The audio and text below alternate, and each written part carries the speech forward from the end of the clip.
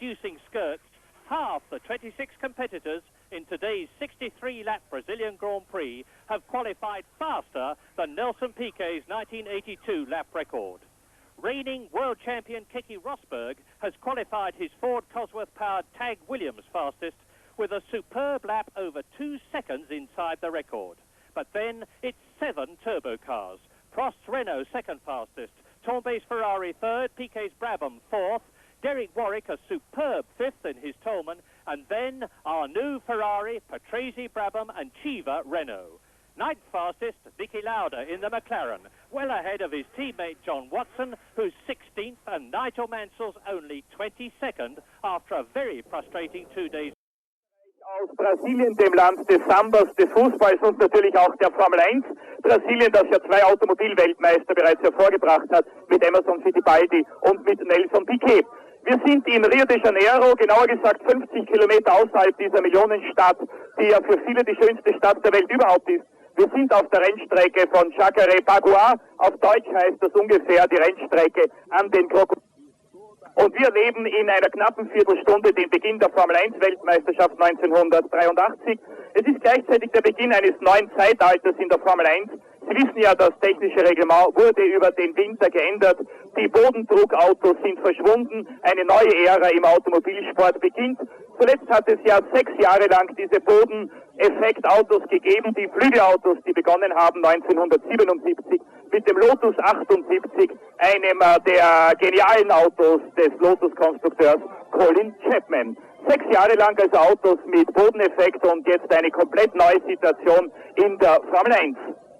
Ich glaube, dass Sie im Augenblick eine totale sehen mit den Formel 1-Wagen am Start. Im Hintergrund sehen Sie die Berglandschaft von Jacarepaguá. Grand Prix von Brasilien, ein neuer Beginn also in der Formel 1 Weltmeisterschaft. Für die von Ihnen, die es vielleicht noch nicht wissen oder zwischendurch vergessen haben sollten, darf ich ganz kurz die wichtigsten Reglementänderungen noch einmal sagen.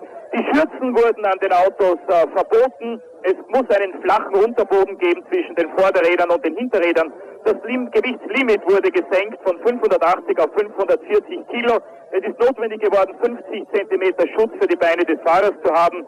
Die Heckflügel wurden etwas nach vorne gerückt, etwas in die Höhe gestellt und sind an sich schmäler. Die Reaktion der meisten Teams war natürlich, dass man größere Vorderflügel montiert hat, um nicht ganz auf den Bodendruck verzichten zu müssen. Es hat 3 Monate hektische Arbeit in allen Teams der Formel 1 gegeben und jetzt zum ersten Mal sehen wir also die neuen Autos hier am Start.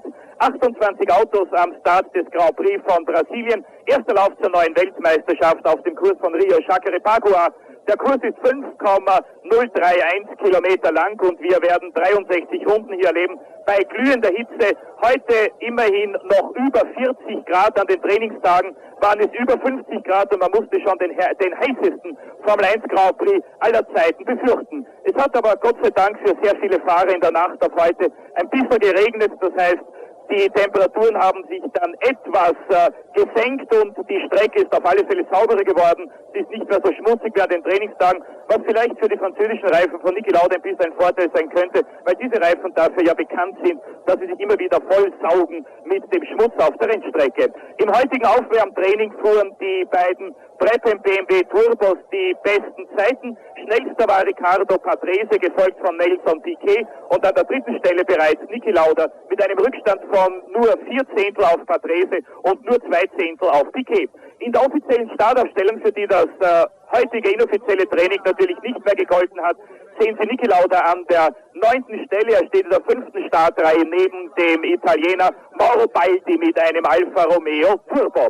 Pole Position der Weltmeister von 1982, Keke Rosberg aus Finnland mit dem Williams. Es ist ein Wagen, der ganz im Stil und in der Tradition von Williams ist, ein einfacher, unkomplizierter, ziemlich geradlinig konstruierter Wagen, mit dem Keke Rosberg hier Trainingsbestzeit aufgestellt hat. Erste Startreihe Keke Rosberg auf Williams und Alain Prost mit dem Renault Turbo. Zweite Startreihe Patrick Tambay, Ferrari und Nelson Piquet, Brabham BMW.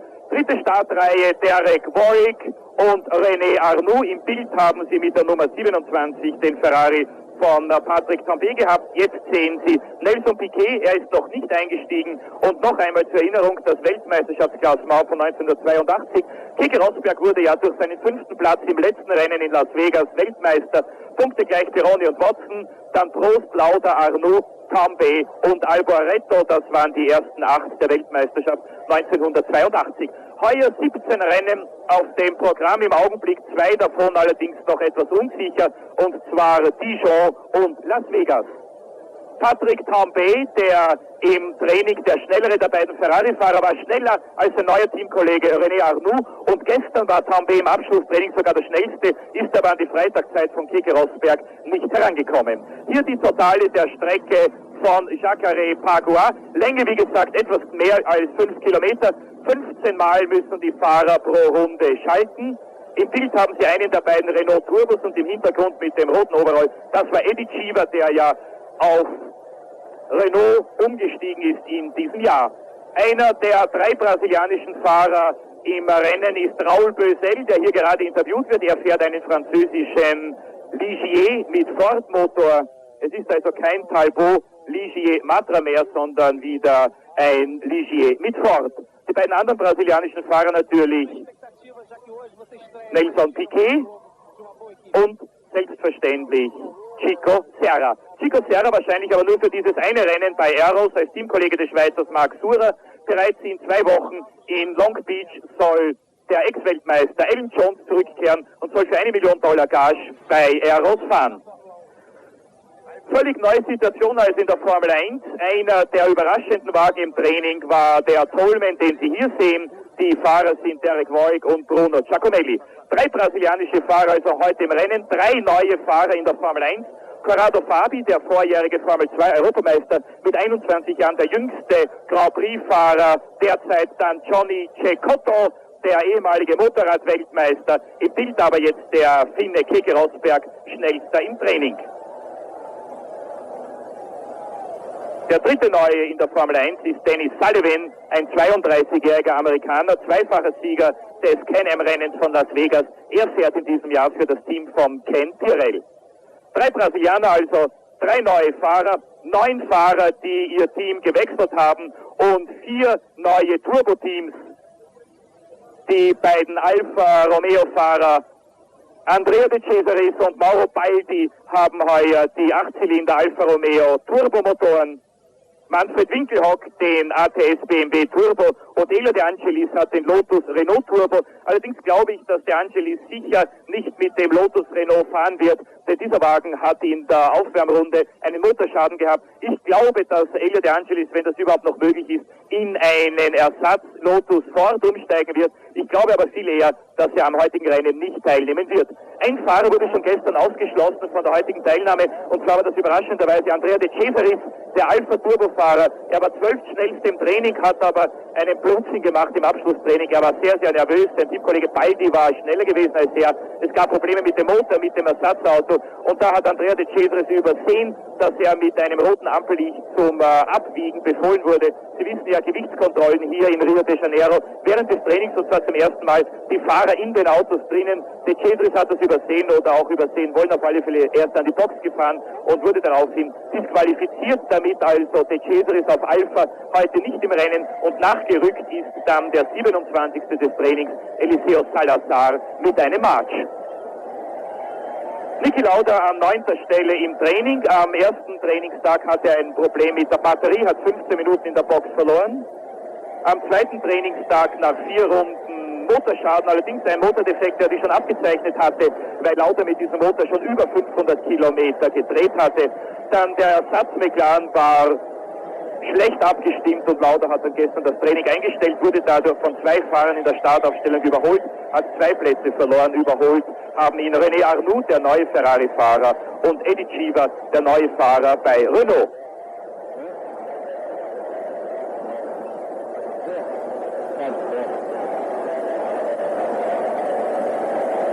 Minuten noch bis zum Start in Rio Jacarepaguá. In der Siegerliste des Grand Prix von Brasilien finden wir bis jetzt ausschließlich südamerikanische Fahrer, Franzosen und Niki Lauda. Die Südamerikaner-Siege haben Carlos Reutemann herausgefahren, Emerson Fittipaldi, Carlos Pace und Nelson Piquet. Für die Franzosen siegten Jacques Lafitte, René Arnoux und im vorigen Jahr nach Disqualifikation von Piquet Alain Prost. Niki Lauda war der erste Nicht-Brasilianer in der Geschichte dieses Rennens, der es gewonnen hat, und zwar 1976 in Interlagos. Vielleicht wissen Sie, Brasilien hat 2 Grand Prix-Strecken, Interlagos bei Sao Paulo und Jacarepaguá bei Rio. Zum 4. Mal erleben wir heute einen Grand Prix in Rio. Die bisherigen Sieger 1978 Reutemann auf Ferrari, 1981 Reutemann auf Williams. Das war das berühmte Stallduell mit Alan Jones, mit den Signalen. Reutemann müsste Jones vorbeilassen, die er aber übersehen hat. Und voriges Jahr siegte Nelson Piquet, wurde disqualifiziert und zum Sieger ausgerufen. Dann der Franzose Alain Prost. Zum wahrscheinlich schon 4. Mal startet ein Renault-Fahrer, nämlich Alain Prost, als Favorit für den Weltmeistertitel 1983 in diesem Fall. Und bei Renault ist man der Meinung, man war schon 3-mal so knapp an der Weltmeisterschaft, man kann sein 4. Mal eigentlich gar nicht mehr verlieren. Ich glaube aber, dass die Weltmeisterschaft offener ist als je zuvor. Es gibt eine Reihe neuer, starker, interessanter Fahrer-Auto-Kombinationen. Es gibt bemerkenswerte Transfers auch auf dem Reifensektor. 2 Teams, nämlich Lotus und Brabham, haben sich entschlossen, zu Gürtelreifen überzuwechseln. Wie gesagt, 9 Fahrer haben ihre Rennstelle über den Winter gewechselt und es gibt 4 neue Turbos. Insgesamt haben wir bereits 13 Turbowagen am Start eines Grand Prix. Diese Zahl wird sich natürlich noch in den nächsten Monaten um einiges erhöhen. Startaufstellung. Keke Rosberg mit 1,34,526 Trainingsschnellster. Das ist um 6 Sekunden langsamer als Alain Prost bei seiner Trainingsbestzeit im vorigen Jahr. Prost ist zweitschnellster, Townby Ferrari dritter, Nelson Piquet, Brabham BMW vierter, Derek Warwick, der Engländer mit dem Tolman Haas Turbo fünfter und der neue Ferrari-Fahrer René Arnoux ist sechster. Das sind die ersten 3 Startreihen heute in Rio. Weiter geht's dann mit Riccardo Patrese und Eddie Cheever, Niki Lauda und Mauro Baldi, dann Michele Alboreto und Jean-Pierre Jarier, der neue Fahrer bei Ligier. Dann käme Elio De Angelis mit dem Kolumbianer Roberto Guerrero. Ich glaube aber, dass der Startplatz von Elio De Angelis heute frei bleiben wird. Team Lotus macht weiter. Hier ist De Angelis natürlich noch eingeblendet. Guerrero, dann Giacomelli mit dem Tolman Turbo. John Watson, der Teamkollege Niki Laudas. Raul Bösel war voriges Jahr noch bei March, Teamkollege des Deutschen Jochen Maas.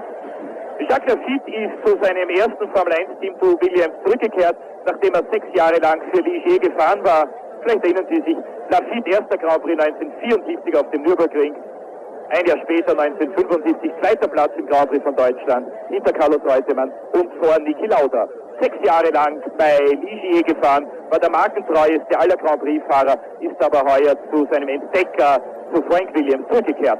Johnny Cecotto fuhr im Training fantastisch, der 2-fache Motorrad-Weltmeister, 14-fache Motorrad-Grand Prix-Sieger mit dem Theodore Ensign, schneller als Mark Surer mit dem Eros, dann Dennis Sullivan, der neue Fahrer bei Tyrrell, Nigel Mansell mit dem Lotus 93 Ford, dann Chico Serra mit dem zweiten Eros, Corrado Fabi, der Formel 2 Europameister, der jüngste Grand Prix-Fahrer, jünger als Andrea De Cesaris, der voriges Jahr dieses Primat gehabt hat.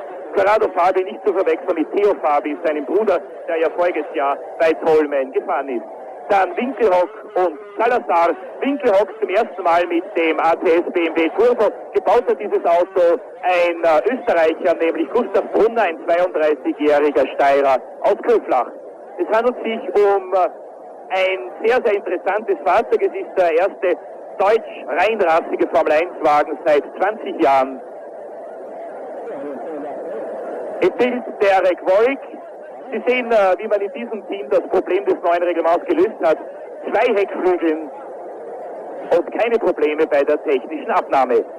Die meisten Autos, werden wir später sehen, haben Zigarrenform. Der breiteste Wagen ist Niki Laudas McLaren und natürlich auch der zweite Wagen von John Watson. Relativ am wenigsten verändert schaut der Lotus aus.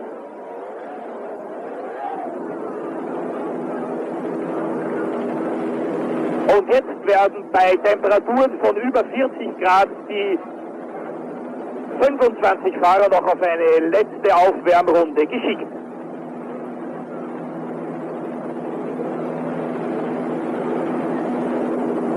Die Grand Prix-Saison 1983 beginnt. Schauplatz Rio Jacarepaguá. Zum 4. Mal Schauplatz des Grand Prix von Brasilien. Enormes Publikumsinteresse, nicht nur in Brasilien, sondern auch weltweit. Die Reglementänderung hat für den Formel-1-Sport sicherlich sehr, sehr viel Gutes getan. Man spürt am Echo in der ganzen Welt. Links vorne haben Sie den trainingsschnellsten Keke Rosberg, neben ihm Alain Prost. Sie sehen, wie verschieden die Autos ausschauen. Es gibt nicht mehr diese Einheitskombinationen. Rosberg, Prost, dann Piquet, Piquet, Rosberg, Arnoux, Patrese, Chiva und an der 9. Stelle Niki Lauda. Lauda war wie gesagt heute Vormittag im Aufwärmtraining drittschnellster hinter den beiden Brabham BMW Turbos. Ich glaube, dass beide Brabham-Fahrer, sowohl Piquet als auch Patrese, irgendwann im Verlauf dieses Rennens an die Box kommen müssen, nachtanken. Das war ja voriges Jahr die Regel bei fast allen Grand Prix-Rennen, zumindest bei den Grand Prix-Rennen, bei denen Piquet und Patrese die Halbdistanz in einem Weltmeisterschaftslauf überstanden haben. Ich glaube, dass auch bei Keke Rosberg und Williams heute ein Trick versucht wird, dass man versuchen wird, bei Halbzeit an die Box zu fahren, aber das weiß eigentlich niemand genau. Strengste Stillschweigen im Team von Williams. Möglicherweise wird Rosberg also nur mit halbleeren Tanks ins Rennen geschickt und wird dann bei halber Distanz an die Box kommen und nachtanken, aber das können wir dann erst sehen, wenn es soweit ist. Am Saisonbeginn versucht natürlich jeder, jeden mit irgendeinem Trick hineinzulegen, zu irritieren, einen Trumpf auszuspielen. Es würde mich, wie gesagt, nicht überraschen, wenn beide Brabham-Fahrer, Piquet und Patrese und vielleicht auch die beiden Williams-Fahrer Rosberg und Lafitte etwa bei halber Distanz zum Nachtanken an die Box kämen. Allerdings kommt ein Problem dazu. Ein Fahrer, der an die Box fährt bei den heutigen Temperaturen, wird es natürlich sehr schwer haben, wieder in den Rhythmus zu kommen und sich wieder an den Rhythmus des Rennens zu gewöhnen. Niki Lauda hat gestern einen echten Härtetest gemacht beim inoffiziellen Vormittagstraining. Er ist volle 1,5 Stunden in seinem Auto geblieben, auch bei dem Boxenstopp nicht ausgestiegen. Er wollte einfach sehen, wie er mit der Hitze in Jacarepaguá, die natürlich in einem stehenden Auto noch weitaus größer ist, durch den Hitzestau als in einem fahrenden Auto, das vom Fahrtritt etwas gekühlt wird, wie er diese Hitze durchstehen kann. Sehr interessante Perspektiven. Das ist gerade Tambay. Und hier haben Sie Niki Laudas rot-weißen McLaren mit der Startnummer 8. Neben ihm ein anderes rot-weißes Auto. Das ist der Alpha vom Euro Racing Team, gefahren von Mauro Baldi. Baldi war einmal Formel 3 Europameister, Formel 3-Sieger in Monte Carlo. Beim Training schneller als ein prominenter Teamkollege De Cesaris und steht immerhin neben Niki Lauda in der 5. Reihe. Eine der großen Überraschungen hier, Derek Voigt mit dem Trollman Hard Turbo, Startnummer 35, war zweitschnellster im Jänner bei den Testfahrten, wurde erst in den allerletzten Trainingsrunden von Alain Prost überholt, war schnellst am vergangenen Wochenende bei den Testfahrten. Allerdings muss man sagen, dass die Pirelli-Qualifikationsreifen um ungefähr 3 Sekunden schneller sind als die Rennreifen der Italiener. Das könnte sich also im Rennen natürlich auswirken. Wir haben selbstverständlich auch heute in Rio de Janeiro einen Ampelstart. On the left, Rosberg. On the right, Prost. Behind Rosberg is Tambay. Behind Prost is Piquet. Watch for the lights appearing. The red, and then a few seconds later the green into 63 laps.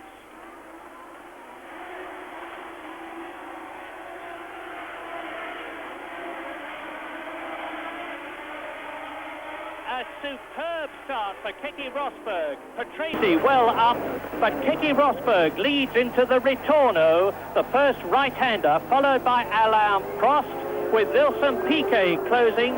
They go up to Pache, the left-hander, and now Prost has got Nelson Piquet right behind him. Then it's Tambay, then it's Prost, then it is Renault, but look at the lead that Keke Rosberg has got, and De Angelis appears to be in the race after all. We expected Elio De Angelis not to start after blowing up his Renault engine in the Lotus, but he is definitely in the race.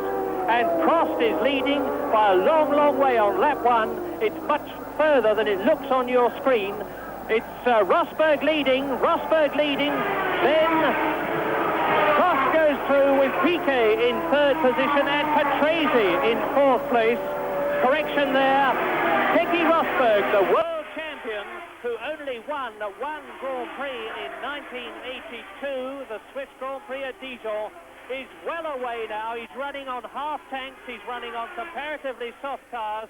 It is 95% certain that he's going to come in and make a fuel stop, because if he doesn't, he's not going to finish the race distance. There's Rosberg. Prost is 2nd, Piquet 3rd, Patrese is 4th. So it's a Renault in 2nd place, the Tag Williams leading. There on the left is Nelson Piquet, who won Brazil last year, but was then disqualified. And Rosberg completes the lap with Prost, Piquet, then the 2nd Brabham BMW of Patrese, then the 2 Ferraris, Tombe and Arnoux, then Eddie Cheever. So the turbo cars are packing the running order at the present moment. It's very, very hot here at the Jacarepaguá circuit as we look at the 2nd, 3rd and 4th men. Alain Prost in the Renault, Nelson Piquet 3rd and Riccardo Patrese 4th.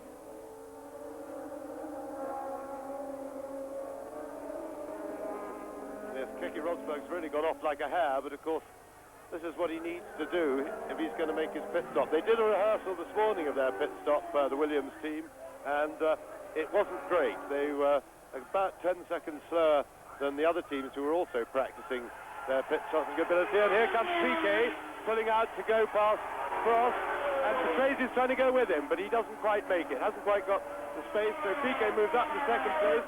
Great excitement amongst the Brazilian crowd, and straight away Piquet's pulled quite a little lead on Prost. So I think Prost may be considered to be holding the Brabhams up just a little bit. Yes, the gap between Keke Rosberg and Prost at the point where they passed here was 3 seconds. Now watch Nelson Piquet coming out of Prost's slipstream with Patrese closing up to where Piquet was. Nelson Piquet in the superb 1983 Brabham BMW. There he is, the man who won here last year, only to be disqualified. And the gap between Piquet and Prost, with now Patrese challenging, was only 1 second, and Riccardo Patrese goes up into 3rd position. So the brand new Brabham BMWs are now 2nd and 3rd. Riccardo Patrese, who won the Monaco Grand Prix in 1982, his only Grand Prix victory, is chasing now his teammate, 1981 world champion Nelson Piquet. Piquet, Patrese, Prost. Die Brabham BMW BT52 BMW sind natürlich völlig neue Autos. Der Renault ist noch nicht der neue RE40, der wahrscheinlich erst in Long Beach in 2 Wochen sein erstes Rennen fahren wird. Es ist ein modifizierter Vorjahrswagen.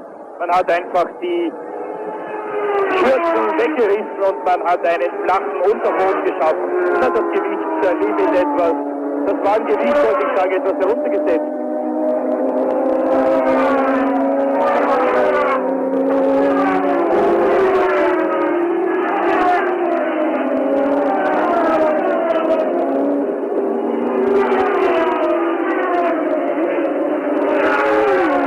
Lauda liegt an 11. Stelle. 18. vor ihm Mauro Baldi, 15. hinter ihm John Watson. Rosberg, Prost, also Rosberg, Piquet, Patrese, 4. Prost, 5. und 6. die beiden Ferrari-Fahrer Tombe und Arnoux, dann Cheever, Warwick, Baldi, Lauda und Watson.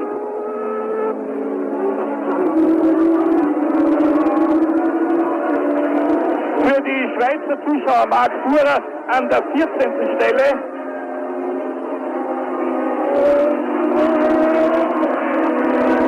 mit einem Rückstand von 15 Sekunden auf den führenden Keke Rosberg. Vorsprung von Rosberg auf Piquet 3,6 Sekunden. Dann knappe 2 Sekunden zwischen Piquet und Patrese. Lauda ist auf den 11. Platz, 14 Sekunden hinter dem führenden Keke Rosberg. Allerdings der Vorsprung des Williams-Fahrers auf die Brabham BMW-Fahrer wird jetzt langsam, aber sicher geringer.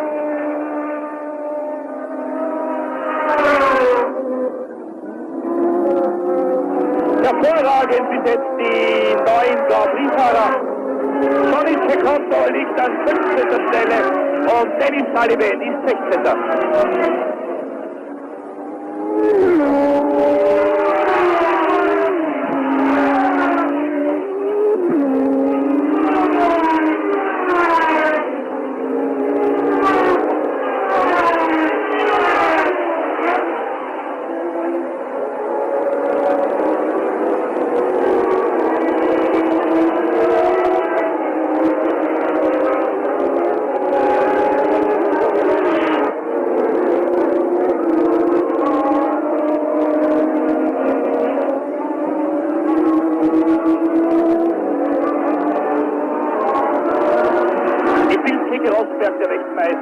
Mit dem Williams.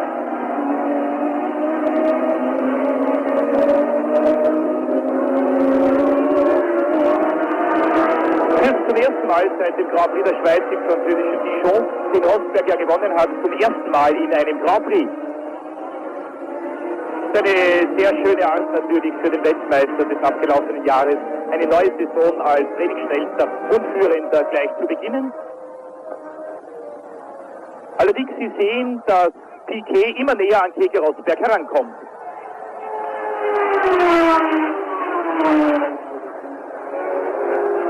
2,2 Sekunden zwischen Rosberg und Piquet. Dritter Patrese minus 5, vierter Prost minus 10, fünfter Tambay minus 14, sechster Arnaud minus 17, siebenter Cheever minus 18, achter Baldi minus 19, neunter Warwick minus 20 und zehnter Lauda minus 20,4. Dahinter haben wir Jacarepaguá, Guerrero, Cecotto, Sullivan, Lafitte und Bösel. Niki Lauda, Teamkollege also weit zurückgefallen. Beachtlich der 12. Platz des Schweizers Marc Surer mit dem Aero. Surer ist nicht gesund, er hat etwas Schlechtes gegessen, er war gestern den ganzen Tag schlecht. Er hat das Spital hier auf der Strecke besuchen müssen, hat Anzeichen einer Magenvergiftung gehabt, aber er hat sich qualifizieren können und liegt, wie gesagt, im Augenblick an der 12. Stelle. Rosberg führt 2,28 Sekunden vor Piquet, dann 5,40 zurück Patrese, 10,44 Prost, 14,86 Tambay und 17,16 Arnoux. Die weiteren Rückstände Cheever 18, Baldi 19, Warwick 20 und Lauda 20,4. Niki Lauda ist also 10. Hinter ihm Jacarepaguá, Guerrero, Cecotto, Sullivan, Lafitte und Bösel. Im Bild hatten Sie kurz den Österreicher.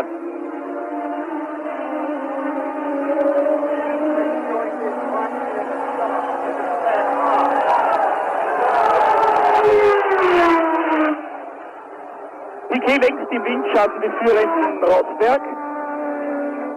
Ich glaube, auf der Geraden wird sich jetzt bald der PS-Überschuss von Piquet bemerkbar machen müssen.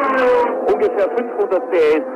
Der Ford Cosworth 8-Zylinder von Keke Rosberg mindestens 600 PS bei 1,9 Bar Ladedruck der BMW Turbo von Nelson Piquet. An sich wollten die Ford Cosworth-Fahrer ja hier mit dem neuen Kurzhuber von Ford Cosworth fahren. Dieser Motor ist nicht rechtzeitig fertig geworden und dann auch die bisher hoffte Leistung gebracht. 4 englische Teams haben je 50.000 Pfund, das ist fast 1,5 Millionen Schilling, in die Entwicklung dieses neuen Kurzhubers gesteckt. Blick in den Rückspiegel von Keke Rosberg, wie nahe ist Piquet schon herangekommen. Sehr, sehr nahe, Sie sehen nur noch 2 bis 3 Wagenlängen.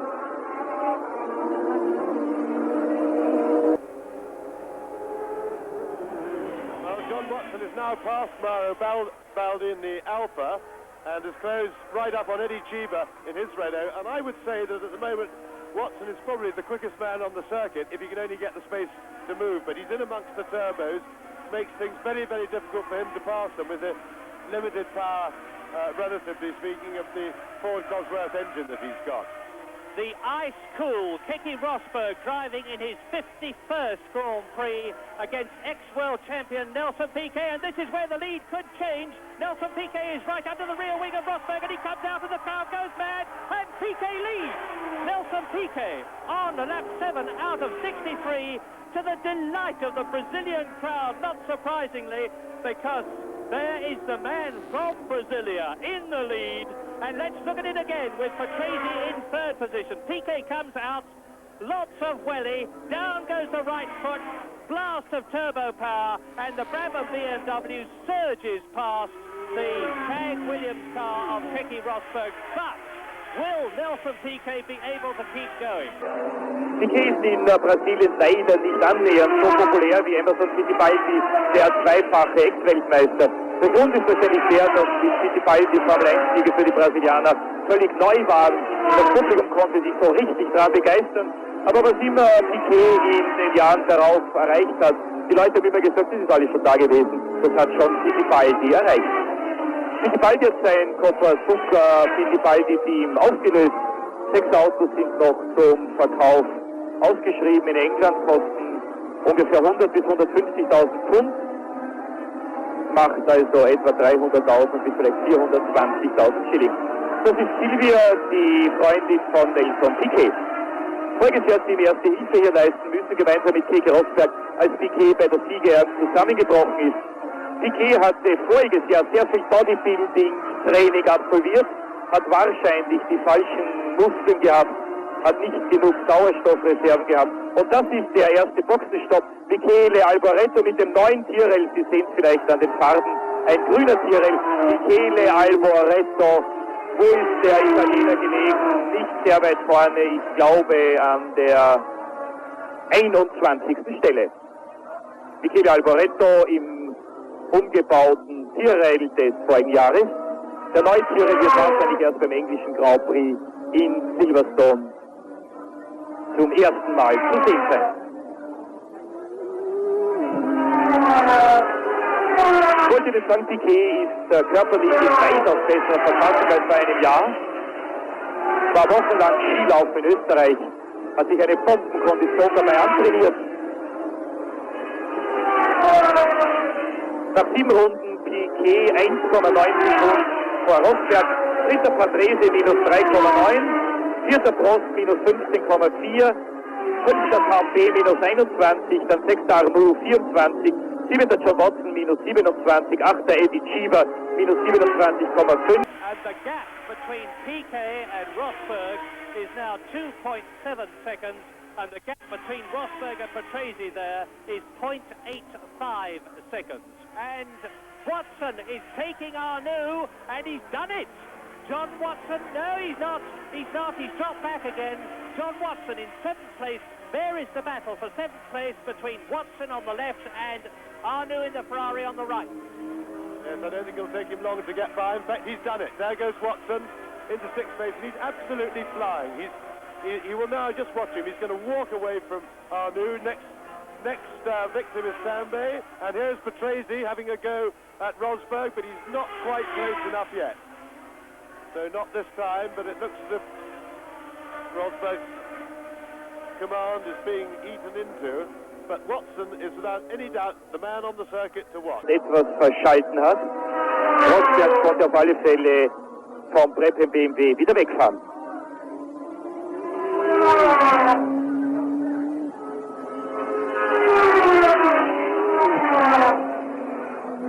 Rosberg vor Patrese.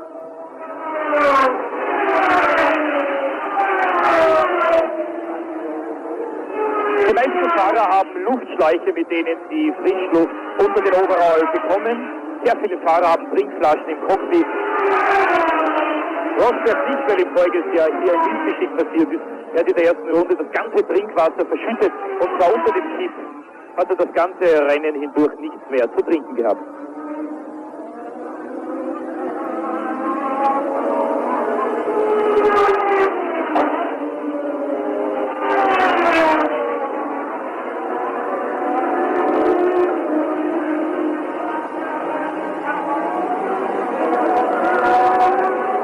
stark fährt Lauders Teamkollege John Watson.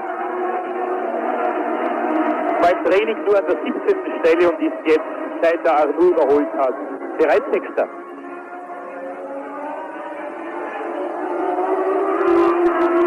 Jetzt ist auch Derek Voigt vorbeigegangen, und zwar an Eddie Cheever. Voigt damit 9., Cheever 10. Ich habe Ihnen gesagt, die Rennreifen von Derek Voigt sind um ungefähr 3 Sekunden langsamer als die Qualifikationsreifen. Das ist der Grund, warum dieser Fahrer beim Testen und natürlich auch im Training so hervorragende Platzierungen erreicht hat. Immerhin 5. Platz in der Startaufstellung und warum er im Rennen bis jetzt nicht diese erwartete Rolle spielt, im Augenblick 9. Platz.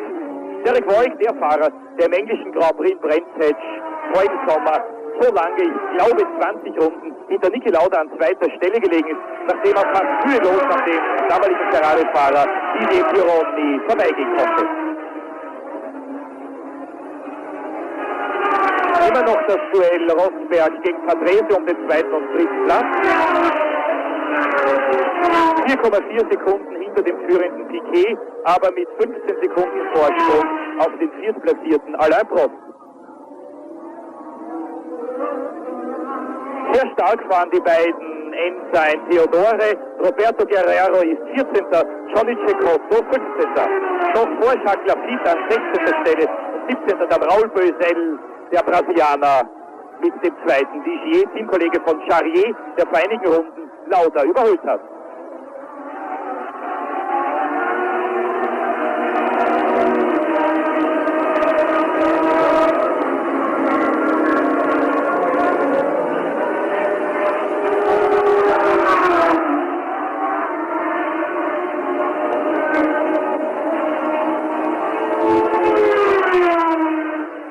Das ist der harte Kampf im Mittelfeld.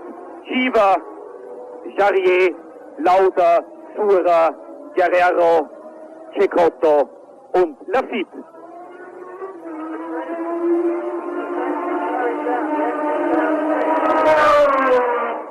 Ich glaube, dass Rosberg das Duell um den 2. Platz gegen Patrese gewonnen hat. Patrese wird immer langsamer. Der Motor klingt nicht mehr sehr sauber. An 3. Stelle in diesem Pulk sehen Sie Niki Lauda, Cheever, Charrier, Lauda, hinter ihm Sura, Guerrero, Cecotto und Lafitte. 8 Autos innerhalb von 4 Sekunden.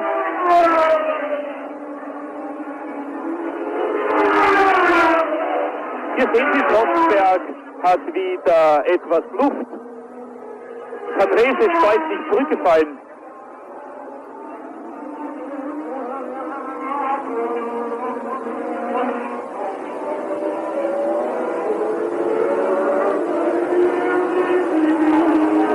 Watson bereits an 5. Stelle. Er hat den besseren und schnelleren der beiden Ferrari-Fahrer Patrick Tambay überholt. 1. Piquet, 2. Rosberg hier im Bild. 3. Patrese, 4. Prost, 5. Watson, 6. Tambay, 7. Arnoux, 8. Baldi, 9. Voigt, 10. Cheever, 11. Charrier, 12. Lauda, 13. Sura, 14. Guerrero, 15. Cecotto und 16. Lafitte. Den Kampf um den 10. Platz im Augenblick beherrscht von Eddie Cheever, haben Sie ja vorhin im Blick gehabt. 8 Autos innerhalb von 4 bis 4,5 Sekunden. Und zwischendrin Niki Lauda, 3. in diesem Pulk, 12. im Gesamten. Hier sehen Sie wieder vorne Eddie Cheever, der neue Fahrer von Renault. Dahinter Jean-Pierre Charrier mit dem Ligier Ford. Lauda, Sura, Guerrero, Cecotto und Lafitte.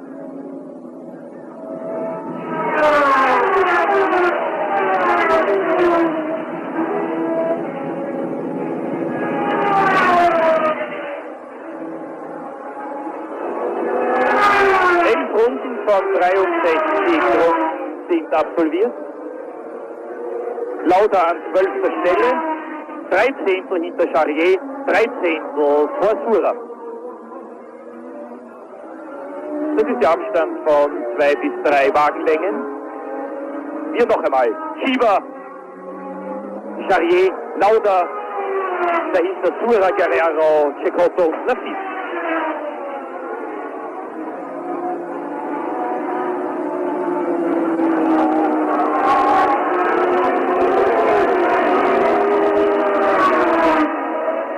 Vor diesem 7er Pulk ein Dreikampf Arnoux, Baldi, Warwick. 10 degrees. There was some rain last night, it's been a cloud cover today, and it's really much more humane conditions for the board drivers to work in. And I must tell you that for me at the moment, the man of the race is not Piquet as Jarier challenges Chiva again. It is Johnny Cecotto, the Venezuelan ex-double world motorcycle champion. There's Piquet leading, and Cecotto in his first Grand Prix is in 15th, 14th position ahead of his teammate Roberto Guerrero, and it looks as though the Brabham team there are getting ready for their pit stop. There are those distinctive overalls, and you can see all the pit gear there to come in, the fast change tyre equipment and the fast fuel petrol equipment, and 25 gallons can go in, and 4 wheels and tyres can be changed in 14 seconds. And that is the Williams team. We've never seen this before. Those are the Williams mechanics, because it is certain that Keke Rosberg is going to come in and change tyres and wheels and refuel. And with now, seemingly, Riccardo Patrese dropping right back, it's going to be absolutely critical for the leadership between Nelson Piquet in the Brabham BMW. And look at this, there's Chiva and Jarier and Niki Lauda going through, and Mark Sura closing right up. Well, marvellous scrap all the way down through the field as Alain Prost there, number 15 in the yellow and white turbo Renault in 4th position. Ahead, I know he's ahead of Patrese now. There is Patrese, car number 6. So Prost has gone to 3rd. And on lap 14, the race order is Piquet leading, Rosberg is in 2nd place, and John Watson has gained another place there. Rosberg 2nd, and Prost is 3rd. Patrese is 5. Watson's going through there, and he's up into 4th position. Yes, that was just the replay of Watson passing the stricken Patrese, but he's now right behind Alain Prost, and I would say very soon in a position to take over 3rd place if he can just handle that extra power of the turbocharged Renault. But at the same time, he's about holding station with the leaders. He's now 34 seconds behind Nelson Piquet. He'd like, I'm sure, to get Prost out of the way. Prost will be a hold-up to him as long as he's behind him, and then he's got a big gap once he can get past Prost to set off after Rosberg. It's when he'll really be getting his feet into the race.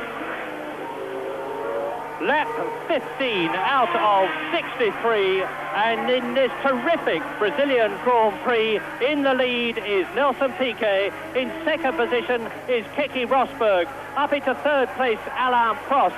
Up into 4th place has gone John Watson. In 5th position, it is Riccardo Patrese who is dropping back. And in 6th position, it is Patrick Tambay. And there is Nelson Piquet now lapping Manfred Winkelhock in the new turbocharged BMW-powered ATS.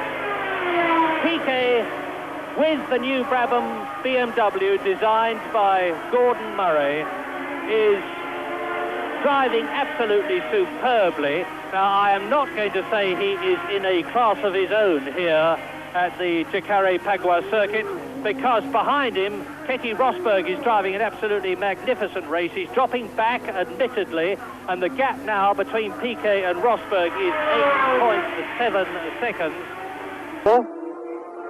Hinter ihm Chico Serra mit dem Aero. Serra fuhr ja die letzten 2 Jahre für das Fittipaldi-Team, ist durch den Konkurs dieser Mannschaft arbeitslos geworden. So, neue Situation also. Niki Lauda nach 14 Runden an 10. Stelle, 3 Sekunden hinter René Arnoux, der 9. ist, und 2 Sekunden vor Eddie Chiva. Niki Niki Lauda hat es also geschafft, einen Turbo zu überholen, den Renault Turbo von Eddie Cheever. Nach 14 Runden führt Nelson Piquet mit 8,5 Sekunden Vorsprung auf Keke Rosberg. Dritter ist Alain Prost, minus 34. Vierter John Watson, minus 34,5. Fünfter Patrese, minus 39. Sechster Tom B, minus 44. Siebenter Baldi, der hervorragend fährt mit dem Alfa Romeo 8-Zylinder Turbo, minus 54. Achter Derek Boyd mit dem Pullman Hard Turbo, minus 54,4. Neunter Arnoux und zehnter Lauda.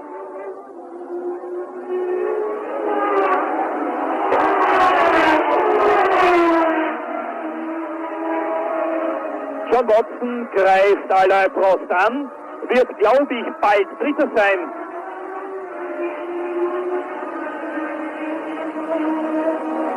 Und ein paar Sekunden dahinter, nämlich ungefähr 20 Sekunden später, hat Niki Lauda bereits dem neuen Ferrari-Star René Arnoux das Duell angeboten. Zuerst aber noch der Zweikampf Prost gegen Watson. Prost Dritter, Watson Vierter. Very frustrating for Watson. He's got to work out a way soon. This is going back onto a twisty section of the circuit. He can have a go here. He's having a go, and nope, not quite. He's having a little look, but as I said before, Prost won't make it easy. We've got a short straight coming now, and right angle left. That's right. No, not close enough. This is a worrying time for Watson, because all the time he's busy doing this, Piquet, of course, is extending his lead and opening it up. And that is probably of more importance to Watson than the immediate problem of Alain Prost, who hopefully only constitutes a temporary problem. Let us not forget either that the first two turbo cars, Piquet and Rosberg, are going to have to come in and refuel. We don't know the situation with Prost, and through to third place goes John Watson. Magnificent. James. Yes, marvellous piece of overtaking that by Watson. He feinted one way coming around the previous corner. Here we see it again, and he dives inside Alain Prost, and that is the Renault problem dealt with as far as John Watson's concerned for this race, I'm quite sure. Now, Watson is about 37 seconds behind the leader. That's Roberto Guerrero into the pits. The Colombian driver. It looks as though they're not too clear about why he has come in. But meantime, while the Theodore team last year, Roberto Guerrero drove for the Ensign team, and we look now at certainly the man of the race, because he's displaced Johnny Cecotto from my affections now, John Watson, who has come up from 16th to 3rd. And as I was saying, let us remember that the two cars in front of John Watson are certainly going to have to stop, whereas John Watson is not going to have to stop. He has enough fuel to last him the race. His tyres look good for the full distance of 197 miles. And John Watson, in his 138th Grand Prix, is chasing this man, Nelson Piquet, number 5, in his 64th Grand Prix, and the gap between them is about 30 seconds. Yes, Watson has now got a very big gap in front of him, so we can see just how he settles down. When he finally got past Alain Prost, he was approximately 40 seconds. There's Bernie Eccleston sitting in the pit, the boss of the Brabham team and the mentor of Poker. Watson's got 40 seconds behind Piquet, and now that he's on a clear track, we should be able to see if he's running well on his own as fast as Piquet on the road. But he'll actually need to close up a little bit. Piquet's overall pit stop time would be, with accelerating and decelerating and accelerating away, probably just under 40 seconds. So Watson is in a theoretical close situation. That is Bruno Giacomelli's Tolman, the Italian ex-Alfa Romeo driver who has changed to the Tolman team this year, who had an awful lot of trouble in practicing, has retired from the race, and now on lap 19 out of 63, Nelson Piquet leads Keke Rosberg by 12 seconds.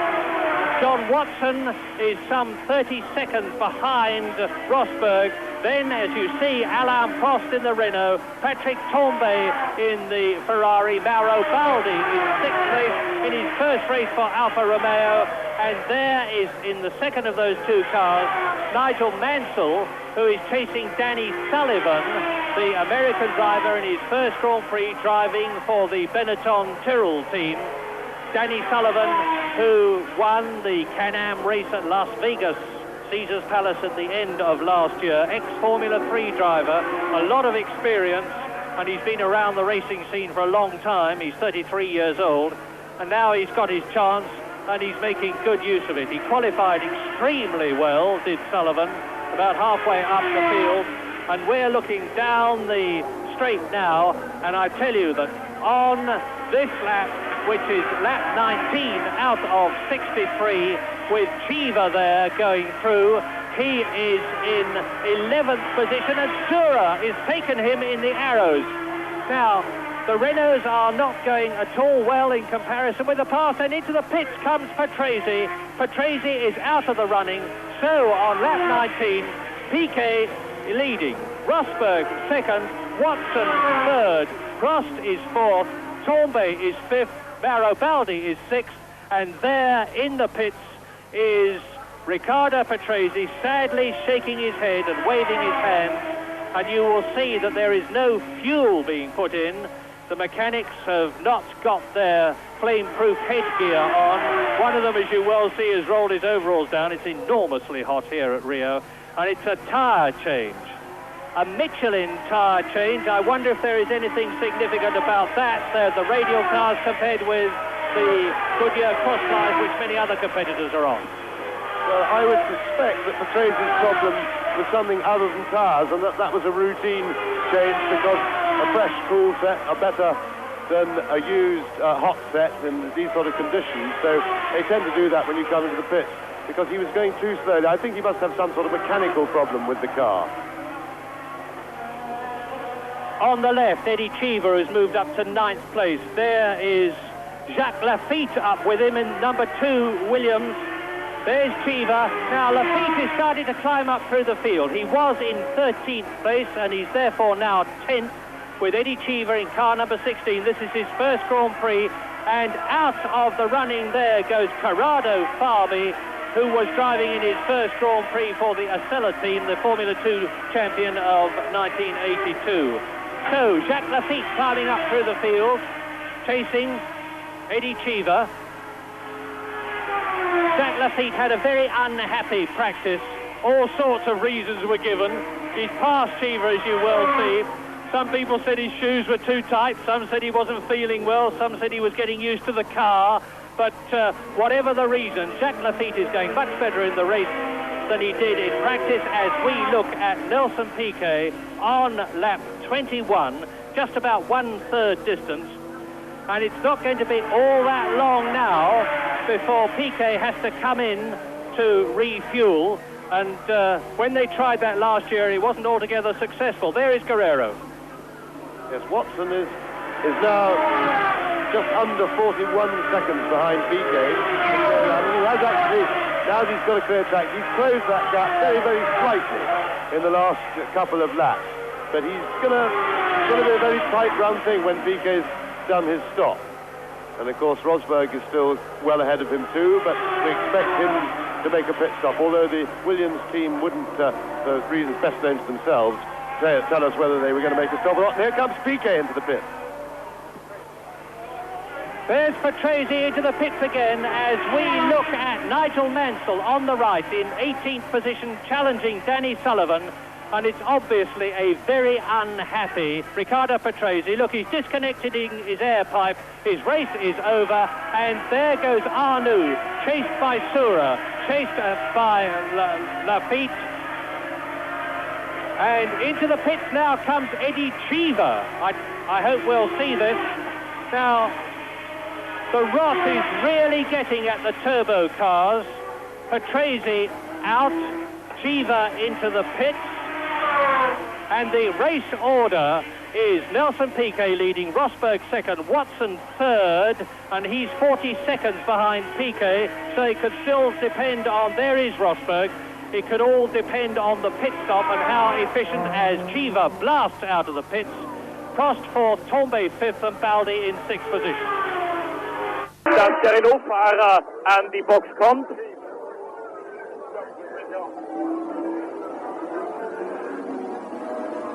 Möglich aber, dass Eddie Chiva an den Boxen sozusagen durchgestartet hat und wieder weitergefahren ist. Das gleiche hat der Nelson Piquet voriges Jahr beim Österreich Grand Prix getan.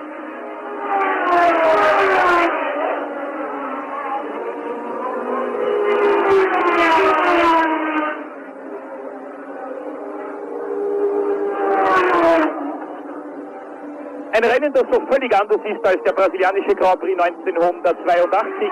Damals dieser 4- oder 5-Kampf an der Spitze, den Gilles Villeneuve bis zu seinem Ausfall nach, ich glaube, 28 Runden beherrscht hat. Gute Nachricht für die österreichischen Formel-1-Fans. Niki Lauda ist an Derek Roy vorbeigegangen und bereits an der 7. Stelle. Also ein Platz nur noch hinter den Punkterängen. Erster Piquet, zweiter Rosberg, dritter Watson, vierter Prost, fünfter Tombe, sechster Baldi, siebenter Lauda, achter Voig, neunter Arnoux, zehnter Tourer.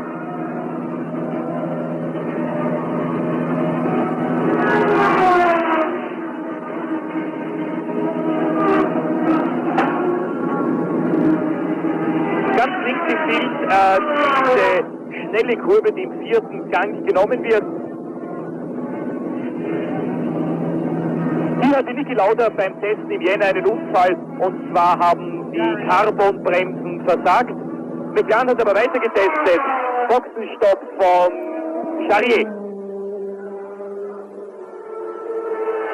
The pits there, Charrier. Now, Charrier was battling for 10th position at one time, so things are starting to get spread out. There is Piquet. He is on his 23rd lap. Charrier in the pits in the brand new Ligier after having driven for the Osella team last year. And with over 1/3 distance completed, Piquet leads. Rosberg second. Watson is going extremely well and gaining. Alain Prost is still in 4th place. Patrick Tombe in the Ferrari is still 5th. Mauro Baldi, however, in 6th place in the Euro Racing Alfa Romeo with its turbocharged V8 engine, as we look at Eliseo Salazar in the pits. Baldi has got Niki Lauda right behind him, and I'm going to make a forecast that the two Marlboro McLaren cars could really come good in the closing stages of this race, because they've got immaculate preparation. That's Raul Barcel, the second of the two Brazilian drivers, Nelson Piquet being the other, and Barcel is driving in his first race for the Ligier team. But at the moment, the Marlboro McLaren cars of Watson and Lauda have got a great deal going for them, with the fact that they are going to be able to keep going when the leaders have to come in and make those stops for fuel and tyres.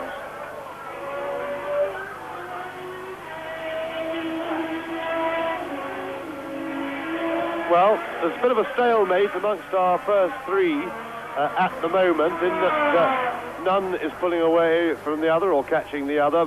Rosberg's keeping his gap very close to 12 seconds behind Piquet, and Watson is keeping very close to 40 seconds behind Piquet.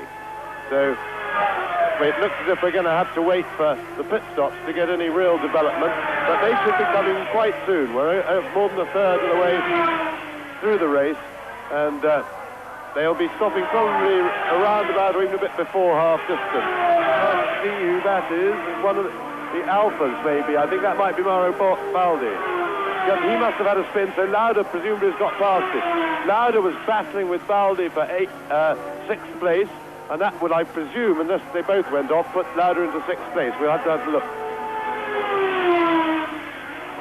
Well, this is the time to pause for breath and think, with the blue flags being furiously waved at René Arnoux in the Ferrari, who is in 9th position.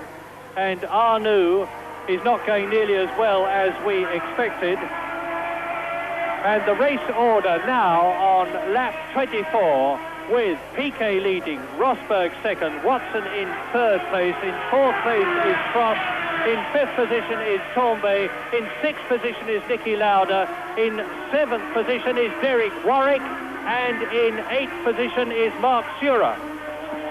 Well, it looks as if Lauda must have had a spin as well. I suspect they tied it up because according to our information screen here, he's lost a lap. So Lauda must have had a spin and a stop if that information is correct. Well, they're coming into the pits, left, right and centre. That is Raul Barcel, the Brazilian, driving in his first Grand Prix for the Ligier team. Meantime, Fabi on the left in the Osella has come back, and car number 23 there is Baldi in the Euro Racing turbocharged V8 Alfa Romeo car. So Niki Lauda then, we're just checking on the situation whether Lauda is in fact in 6th position or further down the field, as scorching through there, number 30 is Chico Serra, the Brazilian.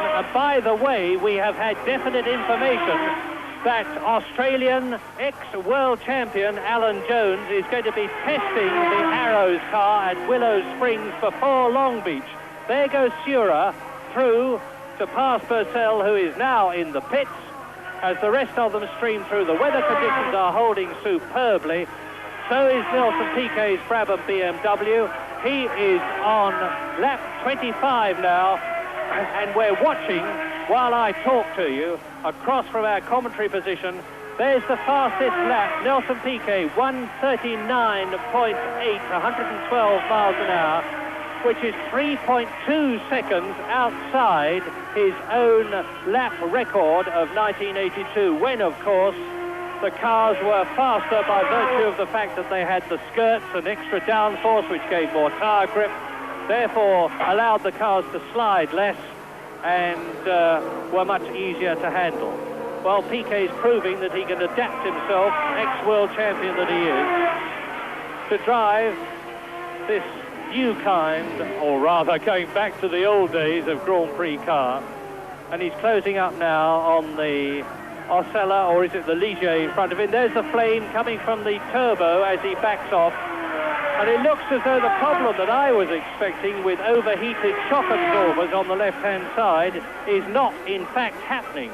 As Piquet comes down the long straight, and he is about to lap the Ferrari of René Arnoux as he closes up on Arnoux, who is followed by Cecotto, who is followed by Mark Sura, and on lap 26, Nelson Piquet leads by 12 seconds. He leads Rosberg, who is second, and is 27 seconds ahead of the third place man, John Watson. In fourth place, it is Alain Prost. In fifth place, it is Patrick Tombe in the Ferrari. In sixth position, it is Niki Lauda. In seventh place is Derek Warwick in the turbocharged Tolman. In eighth is Mark Sura. Ninth is Lafitte. 10th is Arnoux. 11th is Cecotto. 12th is Serra. And Nigel Mansell is in 15th place with still a long way to go. Piquet überrundet jetzt Chico Serra.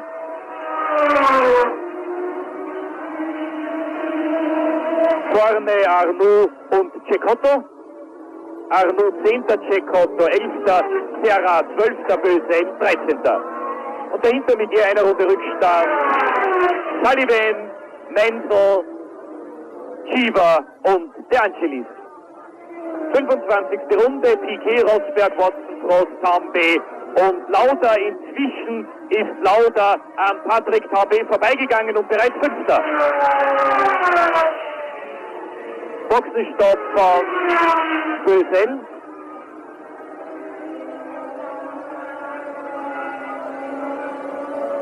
Jetzt hat Piquet auch Cecotto überrundet. Arnoux schaut in den Rückspiegel. Kommt als nächster dran, nur noch 10 Fahrer in der gleichen Runde. 10. und letzter, der mit dem führenden Piquet in der gleichen Runde ist, also René Arnoux. Ready to receive Keke Rosberg.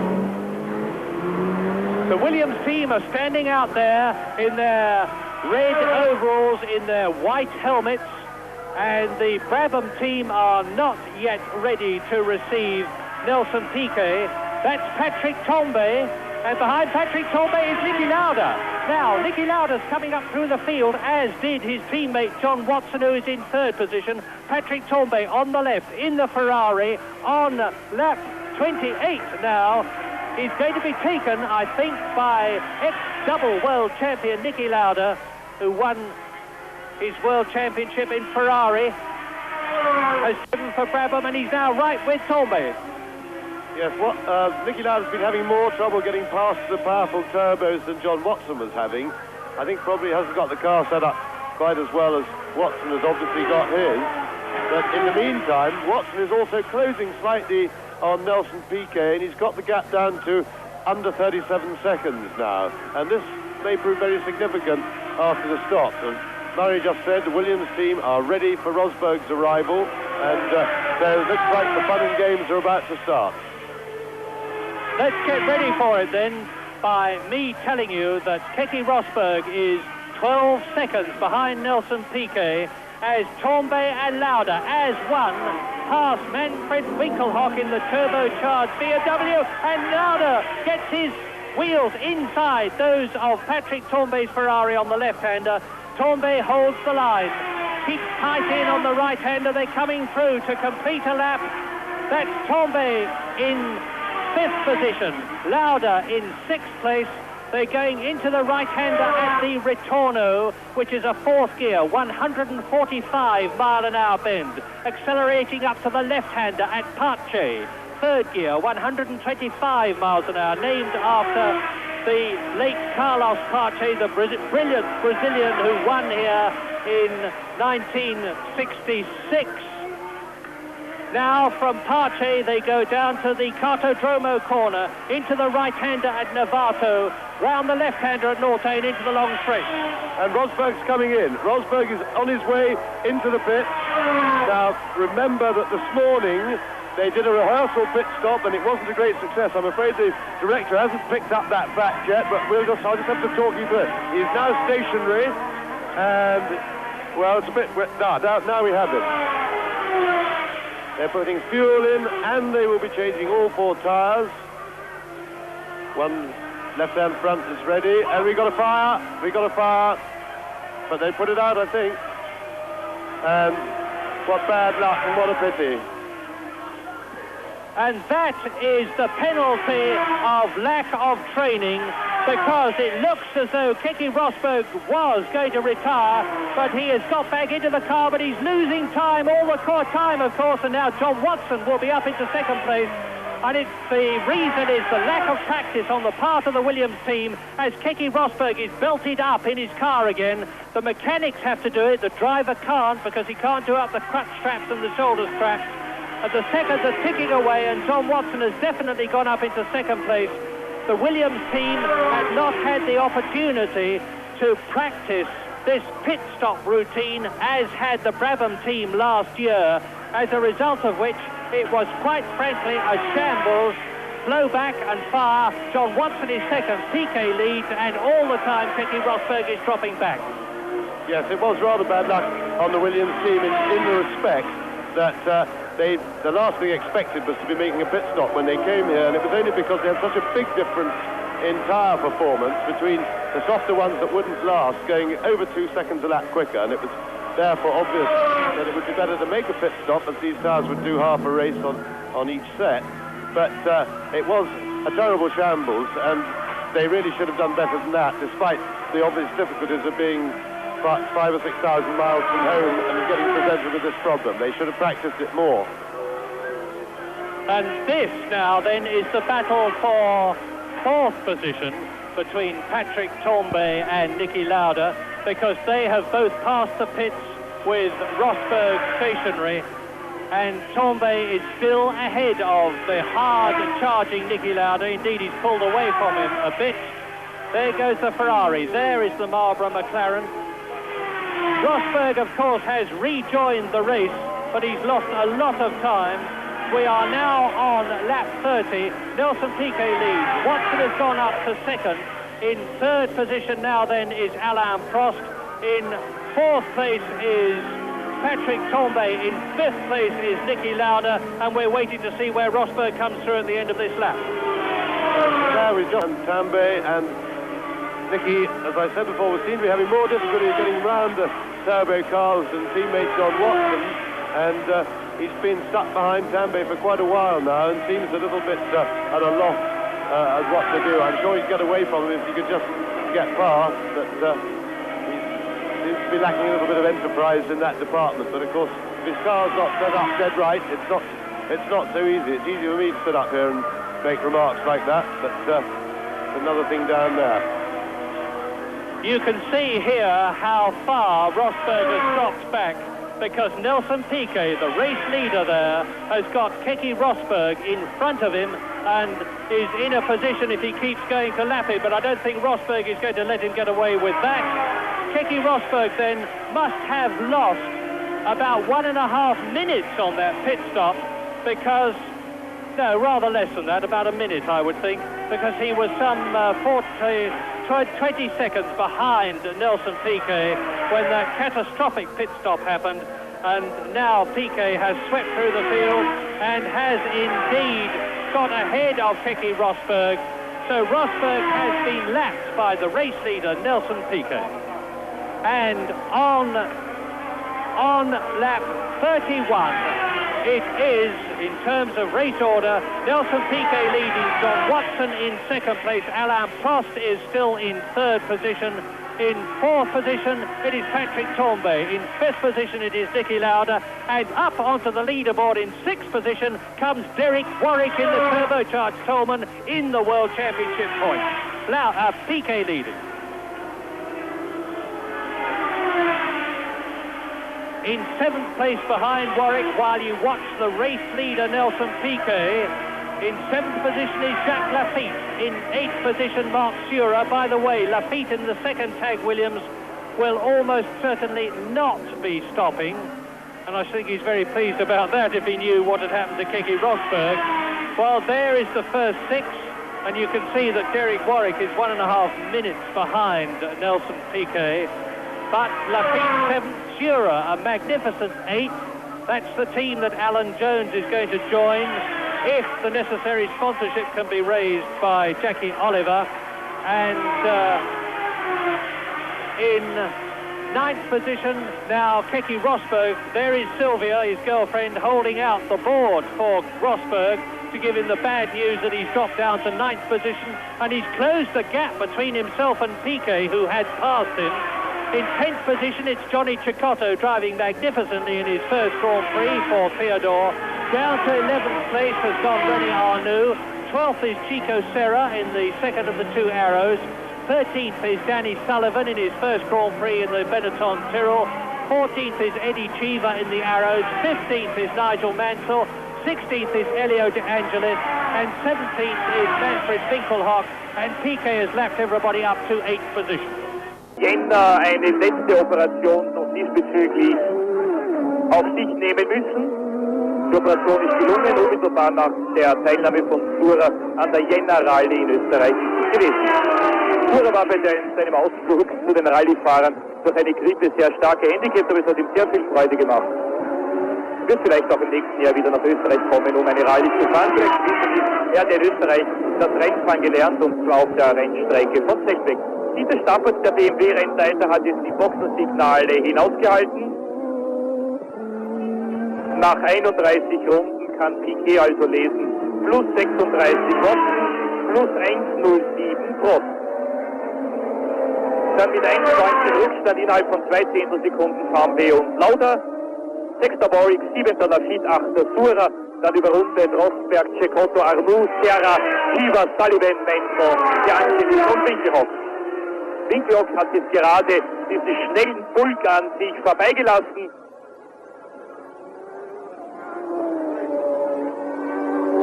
Nächster Fahrer in den Boxen, Nigel Mansell auf Lotus. Piquet überrundet Surer, Mansell in der Box. Bei Lotus hat man ja heuer die Reifenfirma gewechselt. Man ist zu Cursor-Reifen übergewechselt. Dieser Lotus 92, den Sie jetzt gesehen haben, ist das sogenannte Computerauto der Formel 1. Hat keine Federn, Significant in speeding up the stop by a few seconds. Nigel Mansell's JPS Ford car with the unique electro-hydraulic suspension has changed all 4 tyres and wheels in 17 seconds and blasted out to rejoin the race as Rosberg passes Mark Surer, the Swiss driver in the Arrows, who was in hospital most of yesterday with a stomach complaint from which he seems to have recovered extremely well. But now Piquet has lapped him and Rosberg has passed, although of course Rosberg is a full lap behind Nelson Piquet, so he will be now on the same lap as Mark Surer. And the race order is Piquet leading. You're looking at the race leader now in the first of 1983's 17 World Championship Grand Prix, and still Patrick Tambay there has got Niki Lauda behind him. That's Salazar, the Chilean driver, behind Tambay. I think I see signs of preparation in the Brabham pit going on for the Piquet pit stop, if it's going to happen.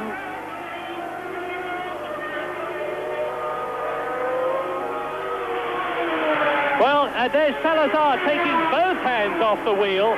I think Salazar still feels very embarrassed about the incident he had with Nelson Piquet in the German Grand Prix last year.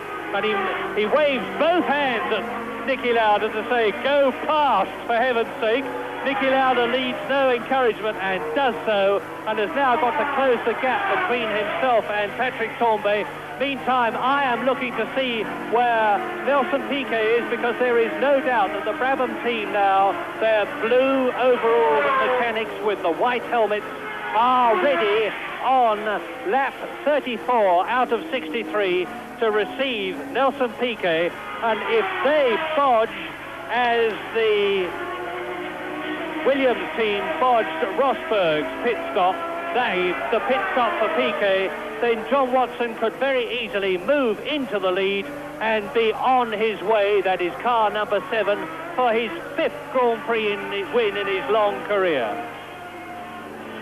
There is Lafitte, who has been passed by Rosberg, who is right still behind Nelson Piquet. Now, if we stay with Piquet, I think Piquet's going to come in this lap.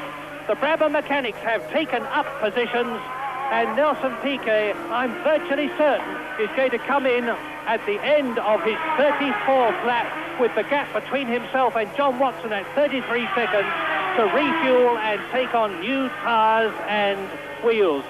Now, it's not just the stopping time that matters, it is the fact that they have to slow down and then accelerate away, probably through a crowded pit lane. And Piquet now is not so very far off the pit position. There he goes, round the left-hander. He's on the far side of the circuit.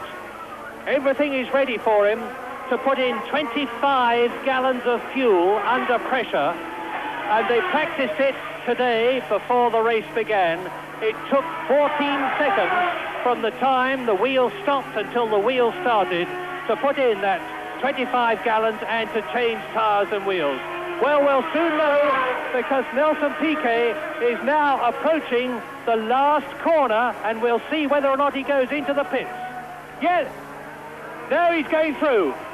Piquet goes through, and the gap between himself and Keke Rosberg is 0.65 seconds. And on lap 36, Nelson Piquet leads John Watson by 34 seconds. Alain Prost in 3rd position is a long way behind, but in 4th place, Niki Lauda, and there he is only 13 seconds behind the Frenchman in the Renault, Prost, who is in 3rd place. Patrick Tambay is now, as you see, behind Niki Lauda, and therefore in 5th place. Derek Warwick is still 6th, and Piquet has lapped everybody up to Derek Warwick, who is 6th. Jacques Lafitte is 7th, Keke Rosberg is 8th, Surer is 9th, Picotto is 10th, Arnoux is 11th, Chico Serra is 12th. There is Piquet passing Warwick.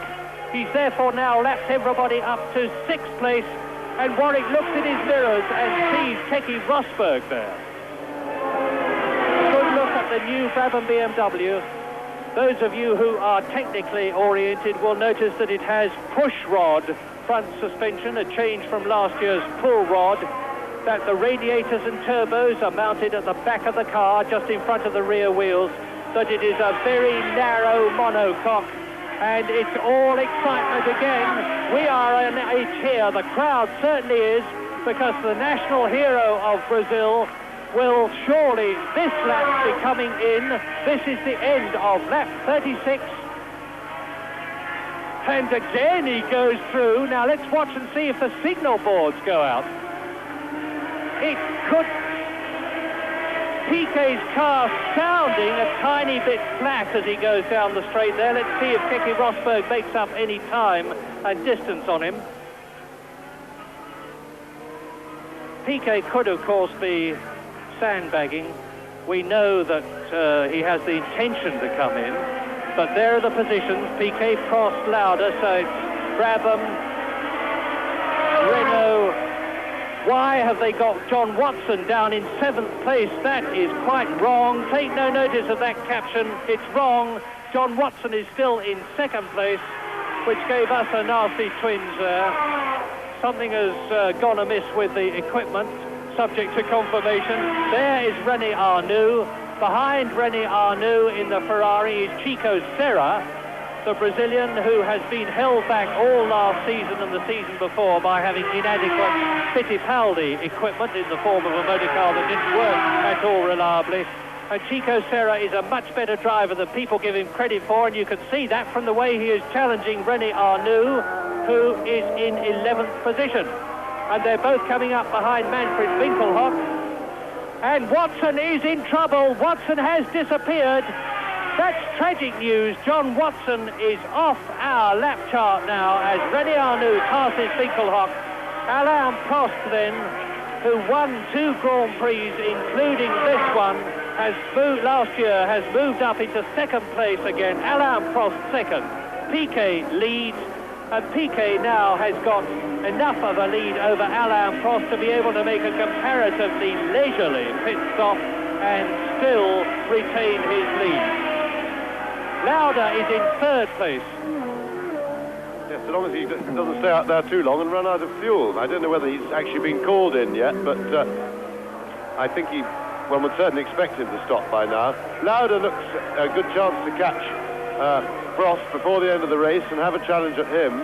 But what a big disappointment for John Watson after driving such an exceptional race, and he really was in a position to come out pretty level with Piquet for the lead of the race.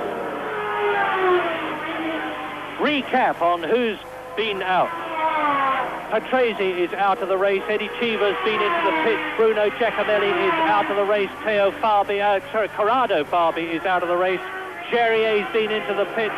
Keke Rosberg is down now, out. He's back in the points. He's back in World Championship points. He's in 5th place. And there, I don't know whether the producer knows any more than we do, but there are the Brabham team indubitably ready to receive their #1 man, and the only man in the Brabham BMW is out on the circuit, race leader Nelson Piquet, who is on his 38th lap. And now, on lap 38, the race order is Nelson Piquet leads, Prost is 2nd, Lauda in the Marlboro McLaren is 3rd, Torbay is 4th, Rosberg is 5th, Derek Warwick is still in World Championship points in 6th position, and Nigel Mansell is 15th. Dritter hinter Piquet und Prost vor Torbay und Rosberg, und sein Rückstand auf Alain Prost wird geringer. Vorige Runde hat Lauda 4 Zehntel aufgeholt, jetzt wieder etwas mehr. Lauda nur noch 9,2 Sekunden hinter Prost. Wir sind in der 38. Runde. 9,2 Sekunden trennen Lauda vom zweitplatzierten Alain Prost. Und 5,3 Sekunden hat er bereits Vorsprung auf den viertplatzierten Patrick Tambay. Piquet ist im Augenblick für Lauda unerreichbar. Der Ex-Weltmeister führt mit 1 Minute 16 vor Prost und 1 Minute 25 vor Lauda. Lotus, vorne der Lotus Ford und dahinter Elio De Angelis. Beide werden jetzt von Piquet überrundet. Beide zum zweiten Mal den Angeli Menzel ist 15. 4 Fahrer nur noch in der gleichen Runde, Keke Rosberg, Lauda, Tambe.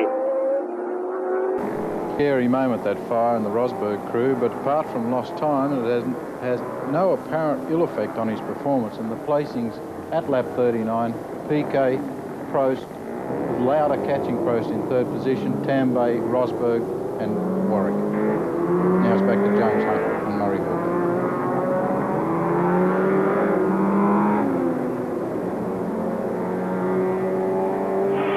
And again he goes through. And the gap between, I've got the stopwatch running, as Piquet made his way up to the Ritorno, between Nelson Piquet in the lead and Alain Prost in the Renault in 2nd places, and it is very, very substantial. John Watson has definitely retired, rotten luck because he was driving absolutely superbly, but he is definitely out of the race. So Piquet leads a long, long way ahead of Alain Prost. Niki Lauda is in 3rd place, and he's only 6 seconds behind Prost. Then in 4th position, and we're watching Nelson Piquet. 4th is Patrick Tambay in the Ferrari. 6th is Keke Rosberg. 7th is Warwick.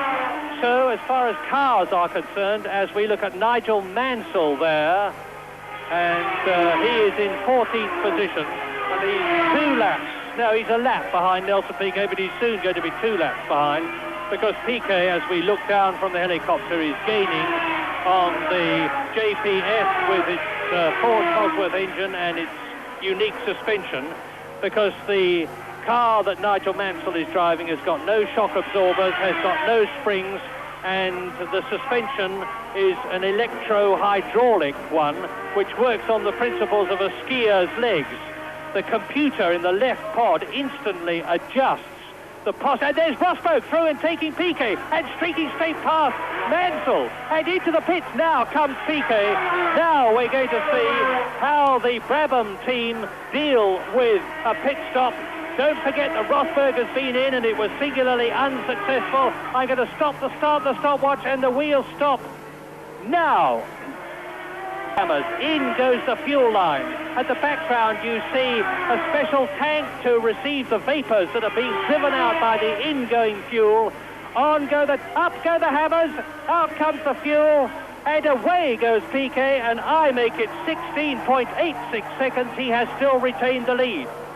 And a very good pit stop indeed by the Brabham team. They did tyres as well. They were undecided before the race as to whether they need to do that. So didn't miss a beat, not a hitch at all, and I would think that Piquet probably lost something like half a minute on the road with his decelerating and accelerating time.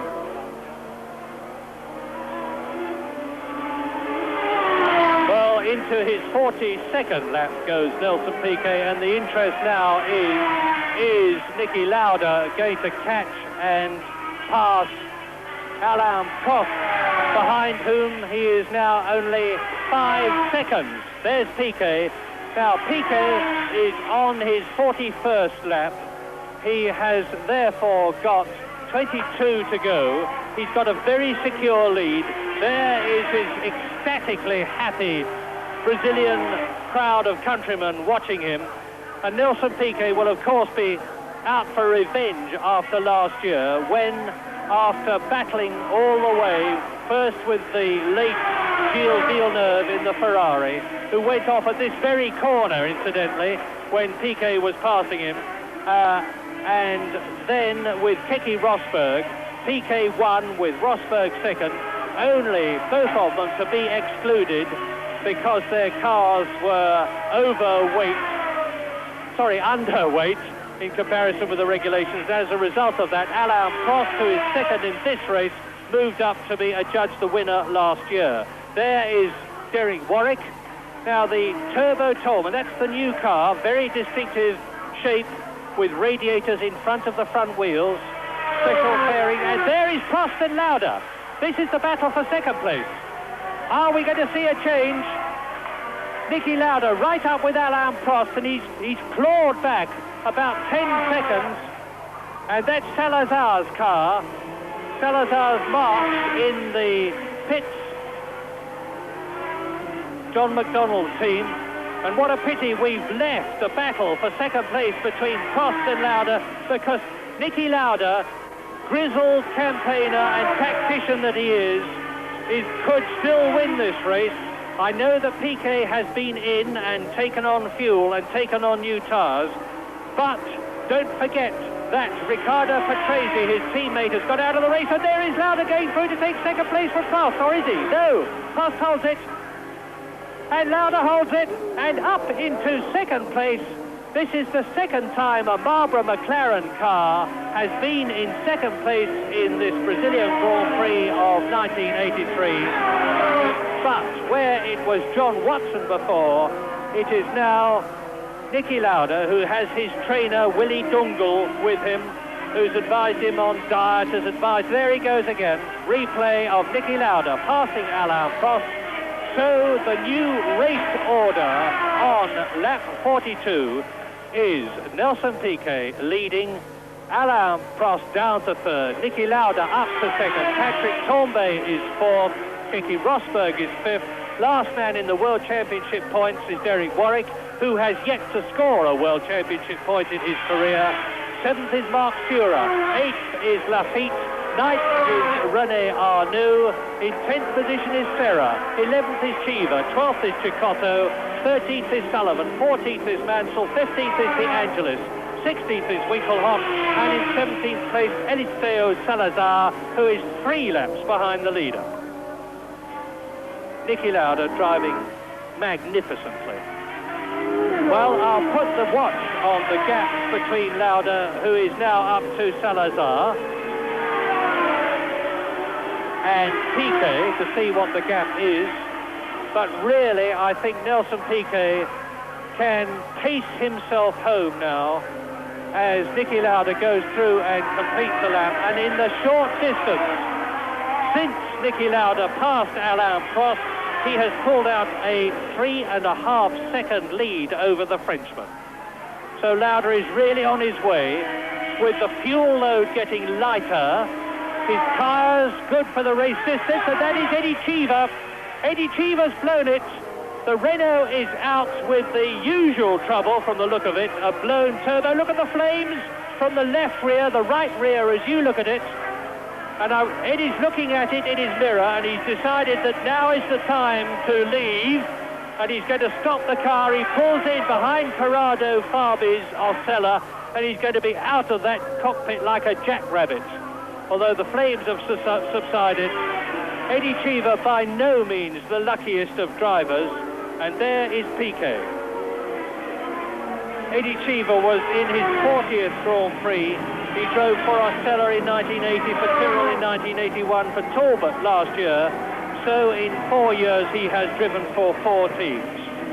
Piquet leads, Lauda second, Prost third, Tambay fourth, Rosberg in 5th position, and Mark Fura in 6th position. Where is Derek Warwick?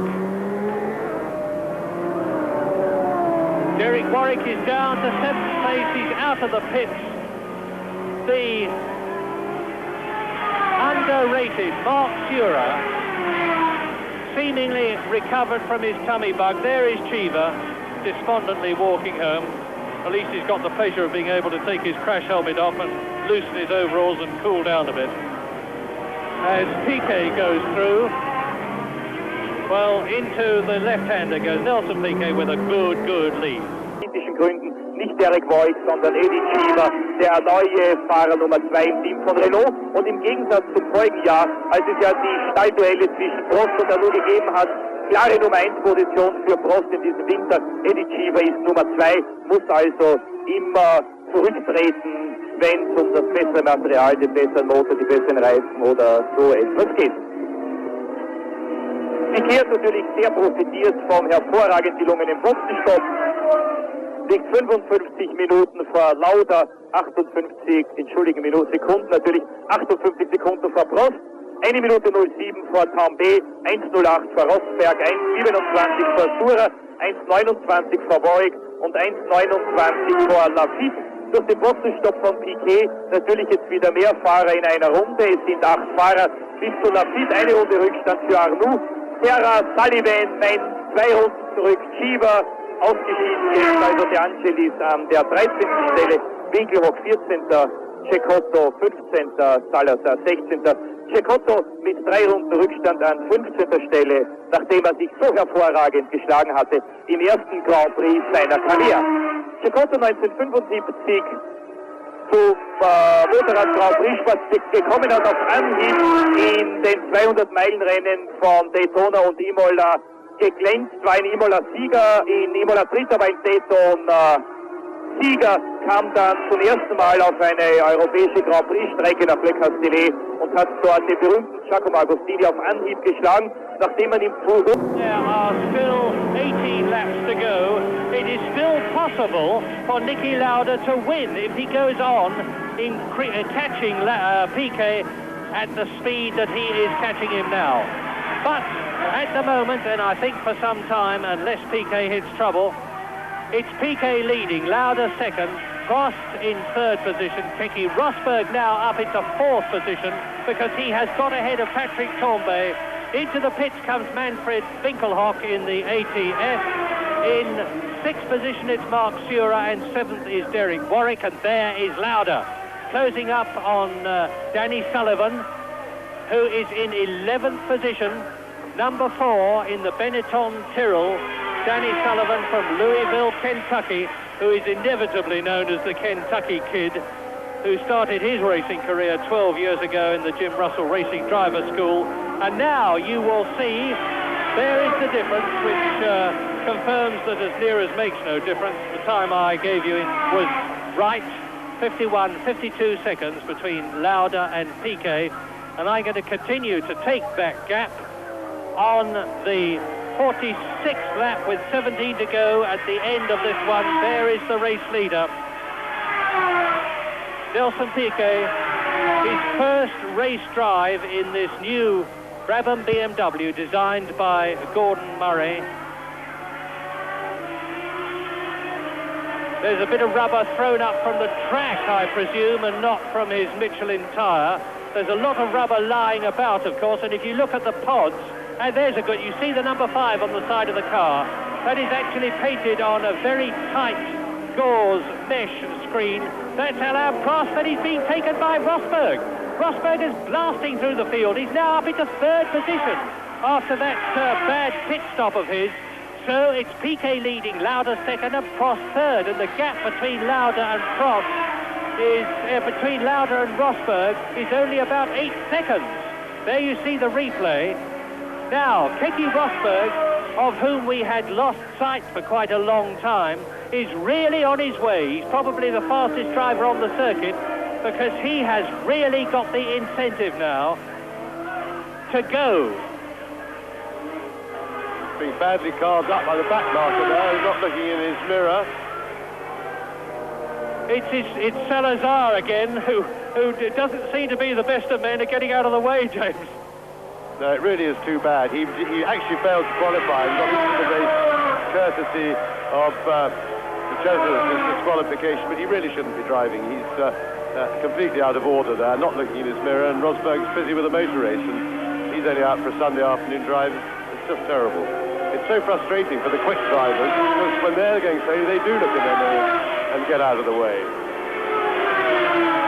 Anyway, Rosberg is now going so well that he could actually win. He's going very quick. He's coming up on Lauda pretty quickly. It'll be interesting to see his progress. I'll tell you that because I've just started the stopwatch on Niki Lauda, and as he goes through into the lap, Keke Rosberg comes out of the last right-hander and into the finishing straight, and the gap between Lauda, who is second, and Rosberg, who is third, is 11.8 seconds. And as you see, Alain Prost is certainly dropping back because he is now up with Salazar, who has already been passed by Keke Rosberg. And the Renaults again have flattered to deceive. Eddie Cheever out of the race. There is Niki Lauda, second place. It's less than 50 seconds now, the gap between Lauda and Piquet. but I'm not going to get too excited about that because I'm pretty sure that Nelson Piquet knows exactly what the situation is. Bernie Ecclestone will be giving him pit signals. There is René Arnoux in his first drive in the Ferrari, and he is in 10th position. In fact, on lap 48, Piquet leads, Lauda second. We're looking at Arnoux. Rosberg is in 3rd position.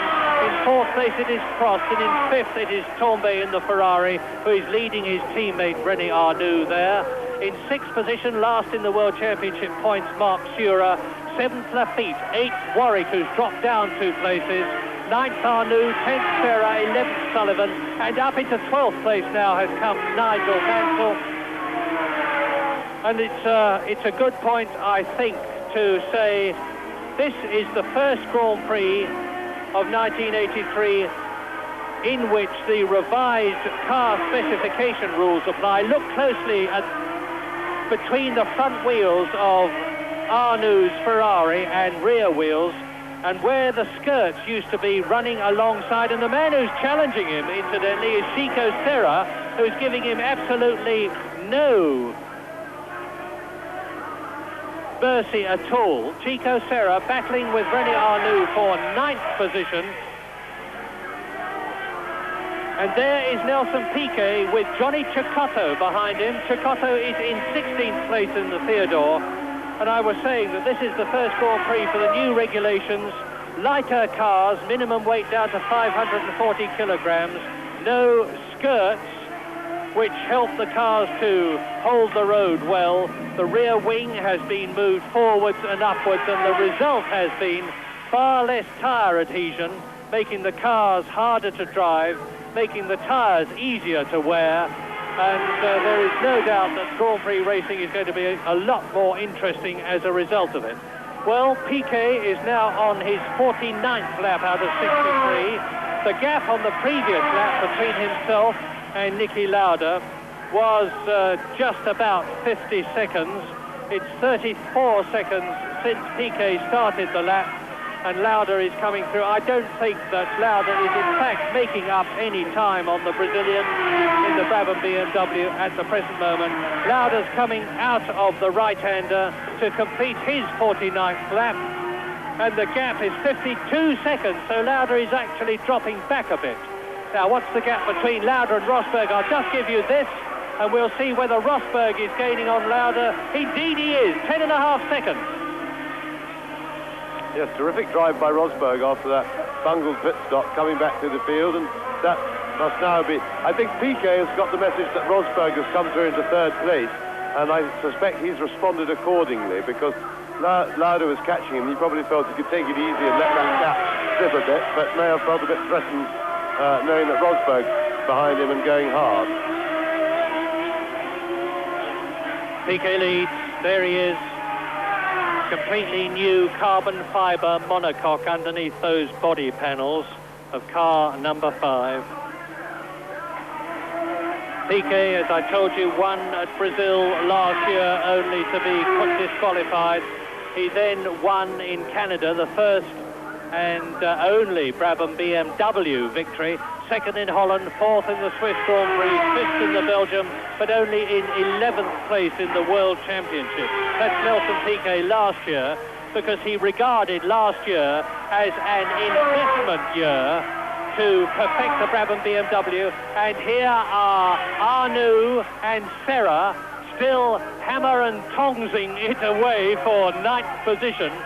And Chico Serra really showing that he's a driver that deserves a very good motor car. He hasn't had one until this year. This is the new Dave Watt designed Arrows, and the fact that it's a very good motor car is manifested by the fact that Alan Jones has signified that he's prepared to come out of retirement in Australia when his broken hip has mended and drive for his old mate Jackie Oliver, because he used to drive for him when Jackie Oliver was with the Shadow team years ago. There is...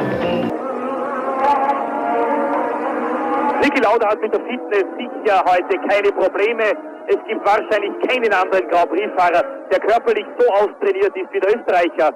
Ist jeden Tag hier gelaufen, und zwar um 6 Uhr früh und um 6 Uhr abends. wenn es nur, unter Anführungszeichen, knapp unter 30 Grad gehabt hat, hat natürlich schon vor Monaten mit einem Aufbautraining mit Willy Dunkel begonnen. Auch der zweite McLaren-Fahrer John Watson hat das meiste Training mitgemacht. In der Lauda liegt ein überrundeter Lotus. Ich glaube, Nigel Mansell. Der McLaren MP41C ist der breiteste Wagen der augenblicklichen Autogeneration. Damit auch entsprechend sicher für den Fahrer, weil er seitlichen Schutz gibt.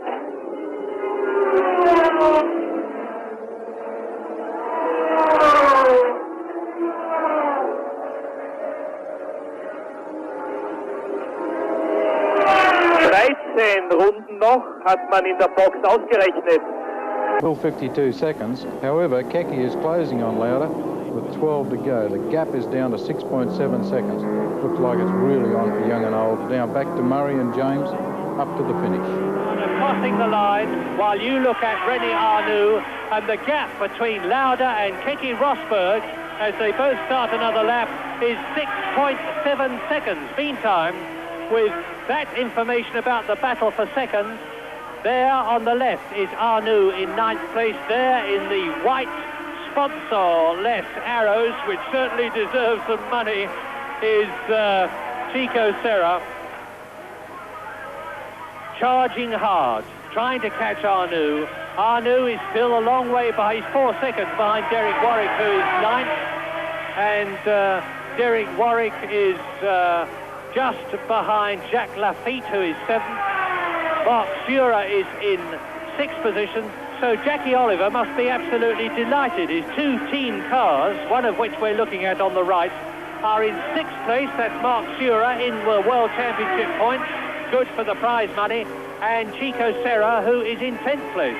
Meantime, we are with Nelson Piquet, as you see Derek Warwick there. And Derek Warwick in the turbocharged Tolman in 8th position is on. Now we are looking on lap 52 out of 63 at race leader Nelson Piquet, who is 52 seconds ahead of Niki Lauda, second, who is about 5 seconds ahead of Keke Rosberg, who is gaining on him. Then there is Alain Prost, 4th, Patrick Tambay, 5th, Mark Sura, 6th, and that's the World Championship pointsmen. There is Piquet closing up on Nigel Mansell, who is in 12th position, ahead of Johnny Cecotto, number 34, the Venezuelan, second in the Formula 2 European Championship last year, Cecotto, and he's driving superbly. He is in 16th place, and his teammate Roberto Guerrero is either out of the race or well down the running order at the present moment. Piquet, this is the corner where he took the lead last year, where he's very much in the lead this year. Johnny Cecotto is holding on to him extremely well. Piquet in the Brabham BMW Turbo, which in race trim he's got about at least 600 horsepower under his right foot, whereas Cecotto will have about 500 if he's lucky, and he's holding on to Nelson Piquet, the world champion of 1981. I'm looking, as you look at Piquet, across the circuit to see where Niki Lauda is and what the gap is between Niki Lauda and Rosberg, and I hope they show you as Manfred Winkelhock passes Elio De Angelis. We haven't seen anything of him before, and Danny Sullivan is shaping up to pass Elio De Angelis, who is in 13th place. Rosberg is gaining hand over fist on Niki Lauda and could soon be up into 2nd place. Well, I mustn't distract you by telling you about something you can't see. You're looking at Danny Sullivan on the right in the green Tyrrell, and I hope to goodness we get back with it. There they are. The gap is 1.1 seconds now. This is the battle for 2nd place between double world champion of 1975 and 77, Niki Lauda, and Keke Rosberg. Yes, I think you'll find that Rosberg, if he can catch Lauda before they get to the main straight, there are about 2 or 3 corners to go, getting closer, he should be able to get a slipstream and tow past Lauda on the straight, get into that hole in the air made by the car in front, and get what the Americans call a slingshot at it. They've also, incidentally, of course, closed up a little bit on Piquet while they've been battling away. This is rather boring. We'd much rather see the battle for second place. Here we are, and now here we are, coming onto the main straight, and Rosberg is perfectly placed to get a little bit of a toe off Lauda and sweep past him as they come down. McLaren's very fast in the straight, but Rosberg's got the inside line for the corner, and there goes Keke Rosberg into second place. What a magnificent drive for Keke Rosberg, who was let down by the lack of practice of his teammate. Here we see it again. Niki Lauda can see Rosberg. You see him in the mirrors. He just drives straight down. Rosberg zaps out from underneath the rear wing of Lauda's car and moves up in the process into second place, having led the race for quite a long time, having been into the pits, having lost at least a minute due to that fumbled pit stop when a blowback actually set fire to the car, and when the lack of practice. So Rosberg is starting a new lap. He is into lap 54. The race order is Piquet, who is now 48 seconds ahead of the man you are looking at, Keke Rosberg, the reigning world champion, pole position when this race started. In third position now is Lauda. Fourth is Tombe, who is now ahead of Alain Prost. And in sixth position is Marc Surer. So there's a bit of a reshuffle going on. But Keke Rosberg, undoubtedly the fastest man on the circuit. Look at how he has pulled away from Niki Lauda. I wonder in the remaining laps, though there are only 9 laps to go, and unless Piquet, who looks serene and sure there, strikes trouble, and there's no sign of that happening at the present moment as we look at Derek Warwick coming out, and I'm starting the stopwatch. There is the board which gives the information to Nelson Piquet that he wants, that he is in the lead. There's the enormous Brazilian crowd on the left. He goes into the fourth gear ritorno at some 145 miles an hour. Up to Pache, the left-hander, named after his countryman Carlos Pache, that's third gear. Accelerate up into top, 47 seconds just over between Rosberg and Piquet. Rosberg is gaining, but not fast enough. Now into the Novata, the fourth gear, 145 mile an hour circuit bend. Now the second gear Norte, which leads into the second part of that left-hander, then into the long straight. And Arnoux and Serra are still at it for 9th position, with Derek Warwick in 8th place, with Lafitte 7th, Surer 6th, Prost 5th, Tombe 4th, Lauda 3rd, Rosberg 2nd, and Nelson Piquet the race leader. Ferrari there. And there's the gap.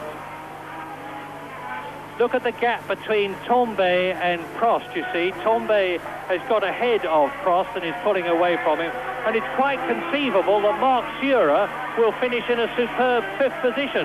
Now, Chico Serra, if only, from his point of view, Arnoux was not in a turbocharged Ferrari, could have got past, and Guerrero is in the picture there. Guerrero has moved up from 17th place, right behind Chico Serra, who is in 10th position. So Roberto Guerrero, the Colombian, going well, and Mo Nunn can be well pleased with his merged Theodore Ensign team set up, because they've all merged under the Teddy Yip banner, and both Cecotto and Guerrero are going extremely well. But it's Arnoux, 9th, number 28 in the Scarlet Ferrari. Chico Serra, a superb 10th in the Ford Cosworth-powered Arrows. He's standing in for Alan Jones. Chico Serra is certainly going to drive at Long Beach, and we expect Alan Jones to be back in the Arrows if Jackie Oliver can raise the money for the French Grand Prix, the 3rd Grand Prix of 1983. The gap is coming down between Piquet and Rosberg. It is now down to just over 44 seconds, but Piquet has only got 7 laps to go, including the one he is on, to win the second year in succession, the Brazilian Grand Prix, and there would be little likelihood, indeed no likelihood, of Piquet losing that first place this year as a result of a rule infringement. Although there is a very interesting situation this year as we continue to watch Arnoux in the Ferrari, Serra in the Arrows, and Guerrero in the Theodore, battling now for 9th position, 9th, 10th and 11th, these three. But the interesting position I was telling you about is that the new minimum weight limit of 540 kilograms for the car, plus the driver's weight, is tested in practice and at the end of the race. And if the combined weight of the car and the driver is below that which is allowed, then he's excluded. So of course Piquet's car will be weighed at the end of the race, but in practicing yesterday the Brabhams were well over the minimum weight limit, and knowing Gordon Murray, the team manager and car designer, I'm quite sure that they will be, or rather Piquet's car will be well over the minimum weight limit at the end of this race. Nelson Piquet immaculately driving on his 57th lap now. The gap is down to just under 43 seconds. As we look at Salazar again being caught by Nelson Piquet. Let us hope that we don't have a repetition of the German Grand Prix at Hockenheim last year. And Piquet will be watching Eliseo Salazar very carefully indeed. Here are Danny Sullivan, who is 11th, Alain Prost, who is 5th, and Marc Surer there, right behind Alain Prost. There is Surer trying to take Prost. Jacques Lafitte is up. Jacques Lafitte is up ahead of Prost.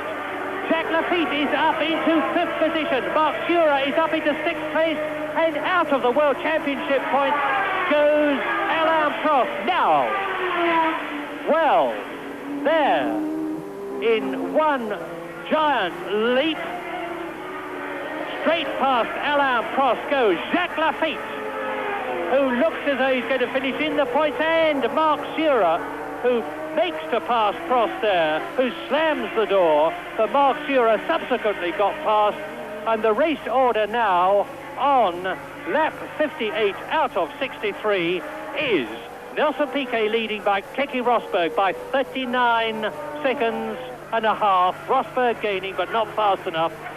Niki Lauda still in 3rd position. Patrick Tambay is still 4th. Now 5th, Jacques Lafitte.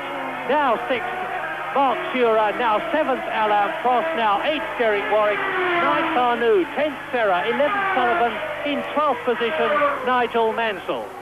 And the leader, Nelson Piquet, has lapped everybody up to Marc Surer, because there was some unlapping, of course, when Nelson Piquet came into the pits for that short stop to take on 25 gallons of fuel and new tyres and wheels. There, the big man in the middle is Paul Roche, the chap who's looking over the man in the blue shirt, and Paul Roche is the German genius who has developed the BMW turbocharged engine that is powering the lead car of that man, Nelson Piquet, who at the end of this lap will only have 4 to go.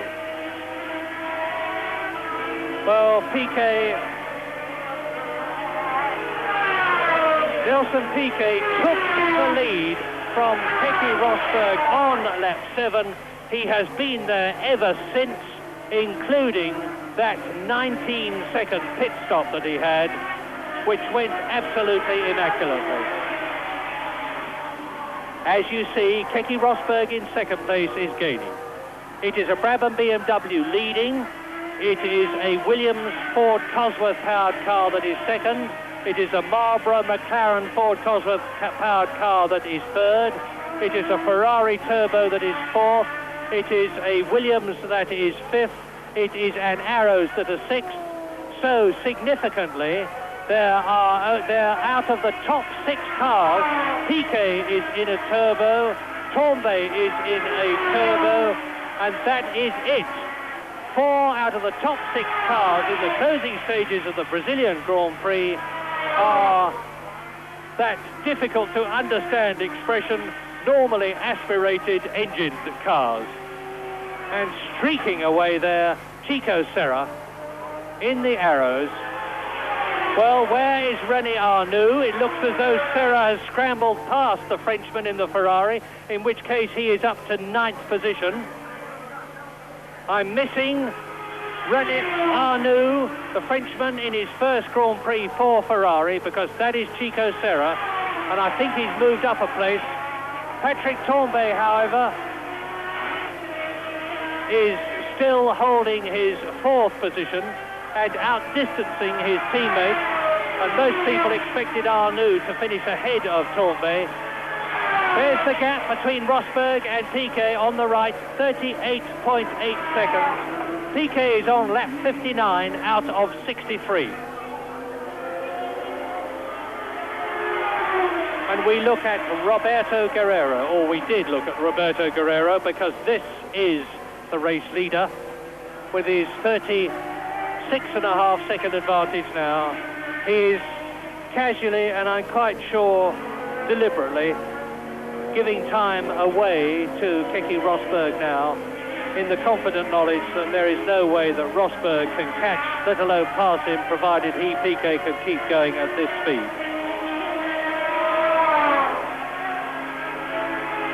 James, you've been keeping a weather eye open. Any views on the situation in the closing stages of this Brazilian Grand Prix?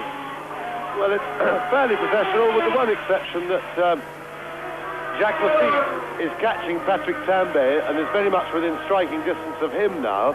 But whether he'll be able to do anything about it against the power of the turbocharged Ferrari engine over the last few laps, they must all be pretty tired by now. It's a hard circuit, this, on the drivers physically, very twisty, and although the weather has been kind in that it's a lot cooler than it was during practice, it's still very hot in those racing cars. So they'll be pretty tired. The beat's pretty tough, though, and he can keep going, and he's about 15-20 lengths only behind Tambay, and he'll be looking for those extra points if he can possibly do it. Super race by Nelson Piquet, who we see here now just cruising to what he hopes is a well-deserved victory. He's driven extremely well, he qualified well, and as one would expect of a man of his talents and ability, he's risen fully to the occasion of his home Grand Prix, and it must be very nice to be winning it for the 2nd year running. Rosberg, well, that was really a shame with the Williams pit stop, and that blew an potentially exciting finish to the race. And of course, we very sadly lost John Watson. We don't know why. He stopped somewhere out on the circuit. Obviously a mechanical problem, one would imagine, because he was having a wonderful race and really going very well indeed. So that was a great pity to lose him.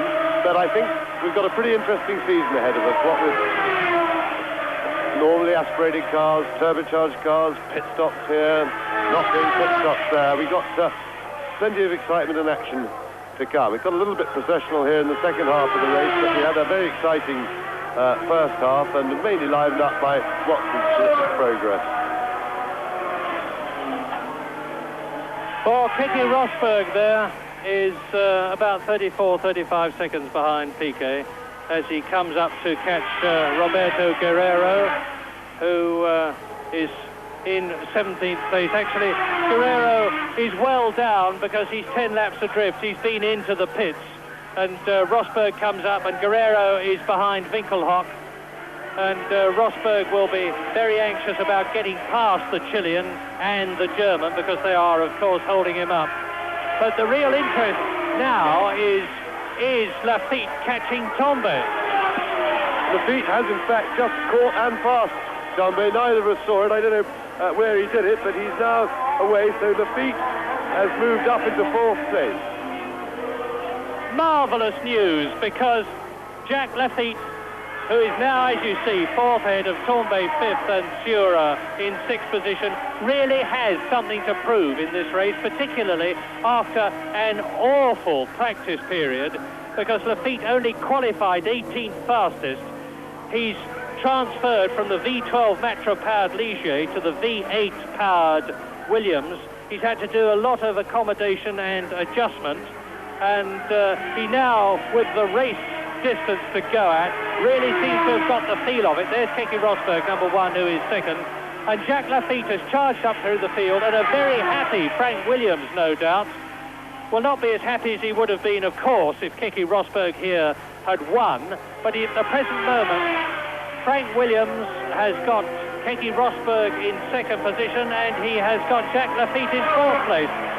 And there is Johnny Cecotto about to be lapped by Nelson Piquet, who is on his 62nd lap, so it's the last lap but one. And I'm quite sure Nelson Piquet will be saying to himself, I'm going to let this lot get on with it, because there is absolutely no need for him to try and pass them, because Prost, who is in 7th place, is nearly a full lap behind Piquet, and Cecotto, who is in 14th place, is about 4 laps behind Piquet, albeit just in front of him on the circuit. So there is Nelson. He's just got to come in and at the end of this lap to go through and start his 63rd and last tour of 3.13 miles, and he does it now. Rosberg, a magnificent drive. The men of the race, certainly Nelson Piquet, who hasn't put a wheel wrong. Keke Rosberg, well, he didn't put a wheel wrong. It wasn't his fault that the pit stop went wrong, and it would have been very interesting to hypothesize about whether Rosberg could have won if he'd had as good a pit stop as Nelson Piquet. I suspect not, in which case Rosberg is finishing in second place where he would have finished anyway. John Watson had a magnificent drive through the field to second place, as did Niki Lauda, before Watson had to retire. Niki Lauda now in third place on this, the last lap. Jacques Lafitte has driven superbly in the closing stages, and now Nelson Piquet is lapping Alain Prost, who is down to 7th place, and there is the sure sign as the Brazilian passes the crowded grandstand for the last time that he is on his way to an official victory, this time after the bitter disappointment that he suffered here at Rio last year, when, having won, got up on the rostrum with Keke Rosberg in second place and Prost third, passed out, fainted, because Piquet fainted from heat exhaustion on the rostrum last year, but took the winner's laurels only to have them literally taken away from him for a technical infringement of the rules, nothing to do with driving, and the bitter disappointment of losing victory in his home country and 9 World Championship points. Well, that is not going to happen this time, because there is the win for Nelson Piquet, and he claps his hands to return the applause. He passed Alain Prost. Now we wait for the second place man after an equally storming, superb drive, Keke Rosberg, who will get 9 points for finishing in that second place, and he crosses the line now to take 6 World Championship points. Keke Rosberg finishes second. Now the gap before Niki Lauda. Des technischen Regelmaß mit einem Sieg. Erster Piquet 9 Punkte, zweiter Keke Rosberg, der Vorjahrsweltmeister 6 Punkte, dritter Niki Lauda, der Österreicher 4 Punkte, vierter Lafitte 3 Punkte, fünfter Tambe 2 Punkte und sechster Suhr 1 Punkt. Für den Brabham BMW Turbo ist es der zweite Sieg, ein Dreivierteljahr nach dem ersten Sieg im Grand Prix von Kanada in Montreal. Sieger dort ebenfalls Nelson Piquet. Ein aufregender Hitze-Grand Prix von Brasilien ist zu Ende gegangen. Nelson Piquet hat ihn gewonnen vor Rosberg, Lauda, Lafitte, Tambe und Suhr. Niki Lauda ebenfalls ein glänzendes Rennen gefahren, 4 Punkte für die Weltmeisterschaft. Sein bestes Rennen, sein bestes Ergebnis seit dem Grand Prix der Schweiz in Dijon. Lauda fuhr taktisch enorm clever, hat sich am Anfang auf den 11., 12. Platz zurückfallend aus den harten Positionskämpfen bei drückender Hitze und bei enormer Luftfeuchtigkeit, bei Temperaturen von weit über 40 Grad herausgehalten, hat dann im richtigen Augenblick angegriffen, hat dann die Renault, hat dann die Ferrari Turbo der Reihe nach überholt und wurde nur von einem einzigen Turbofahrzeug besiegt, nämlich dem Brabham BMW von Nelson Piquet. Geschlagen allerdings auch von Keke Rosberg, dem Weltmeister mit dem Williams. Dritter Platz für Niki Lauda, was das Problem gewesen ist, möglicherweise Schwierigkeit mit den Reifen, das war von außen natürlich nicht ganz zu sehen, aber es war unübersehbar. Keke Rosberg, ebenfalls mit einem Ford Cosworth-Motor, hatte nach dem Boxenstopp weitaus bessere Reifen und konnte also weitaus schneller fahren. Nelson Piquet gewinnt vor Keke Rosberg, der gleiche Zieleinlauf wie vor einem Jahr in Rio Jacarepaguá.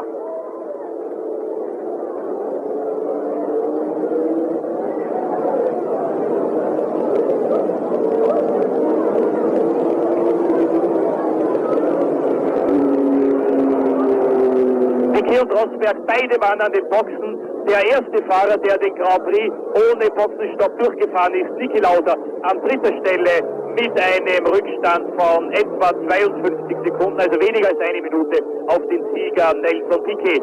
6 Autos nur in der gleichen Runde, Piquet, Rosberg, Lauda, Lafitte, Tambe und Zura, die eine Runde Rückstand Prost, Warwick, Serra, Arnoux, Sullivan, 2 Runden Rückstand Menzo, 3 Runden Rückstand De Angelis und Cecotto, 4 Runden zurück Salazar und Winkelhock und an der 17. Stelle mit 10 Runden Rückstand nicht mehr gewertet Roberto Guerrero.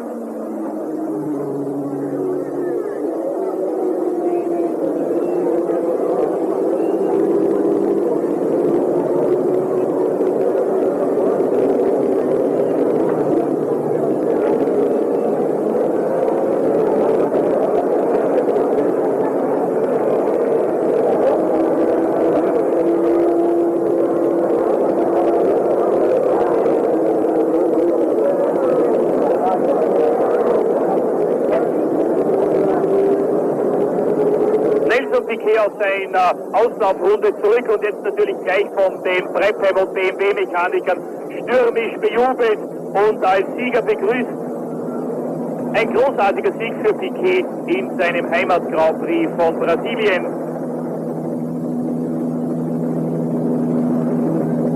Es ist der bereits 8. Grand Prix-Sieg für Piquet. Damit hat Jackie X und Dennis Palm in der ewigen Grand Prix-Siegerliste erreicht. Das offizielle Ergebnis: Piquet gewinnt mit 1 Stunde, 48 Minuten und 27,7 Sekunden vor Keke Rosberg auf Williams Rückstand 20,6 Sekunden. Dritter Niki Lauda Rückstand 51,8. Vierter Jacques Lafitte 1,13. Fünfter Patrick Tambay 1,18. Sechster Max Sura 1,18,3 hat den 5. Platz gegen Patrick Tambay, also nur um eine Zehntelsekunde verpasst. 7. ist Prost, 8. Warwick, 9. Serra, 10. Arnoux und 11. Sullivan, all diese mit einer Runde Rückstand. Es werden jetzt selbstverständlich die Autos nachkontrolliert, sie werden sicherlich auch nachgewogen. Die Autos müssen 640 Kilo Mindestgewicht haben. Hier sehen Sie Nelson Piquet wesentlich frischer als bei der Siegerehrung vor einem Jahr. Ich weiß nicht, ob es sich ausgeht für uns, dass wir noch auf Sendung bleiben, um Ihnen die Siegerehrung zu zeigen. Hier haben Sie auf alle Fälle die 9 Formel-1-Autos alle nebeneinander stehend aus der Vogelperspektive. Und hier können Sie sehr, sehr deutlich beobachten, welche verschiedenen Formen man in den einzelnen Teams für die 9 Formel-1-Autos gefunden hat. Niki Lauda darf mit dem Saisonbeginn zufrieden sein. 9. im Training, 3. im Rennen, nur von einem einzigen Turbo-Fahrzeug geschlagen, dem Brabham BMW von Nelson Piquet.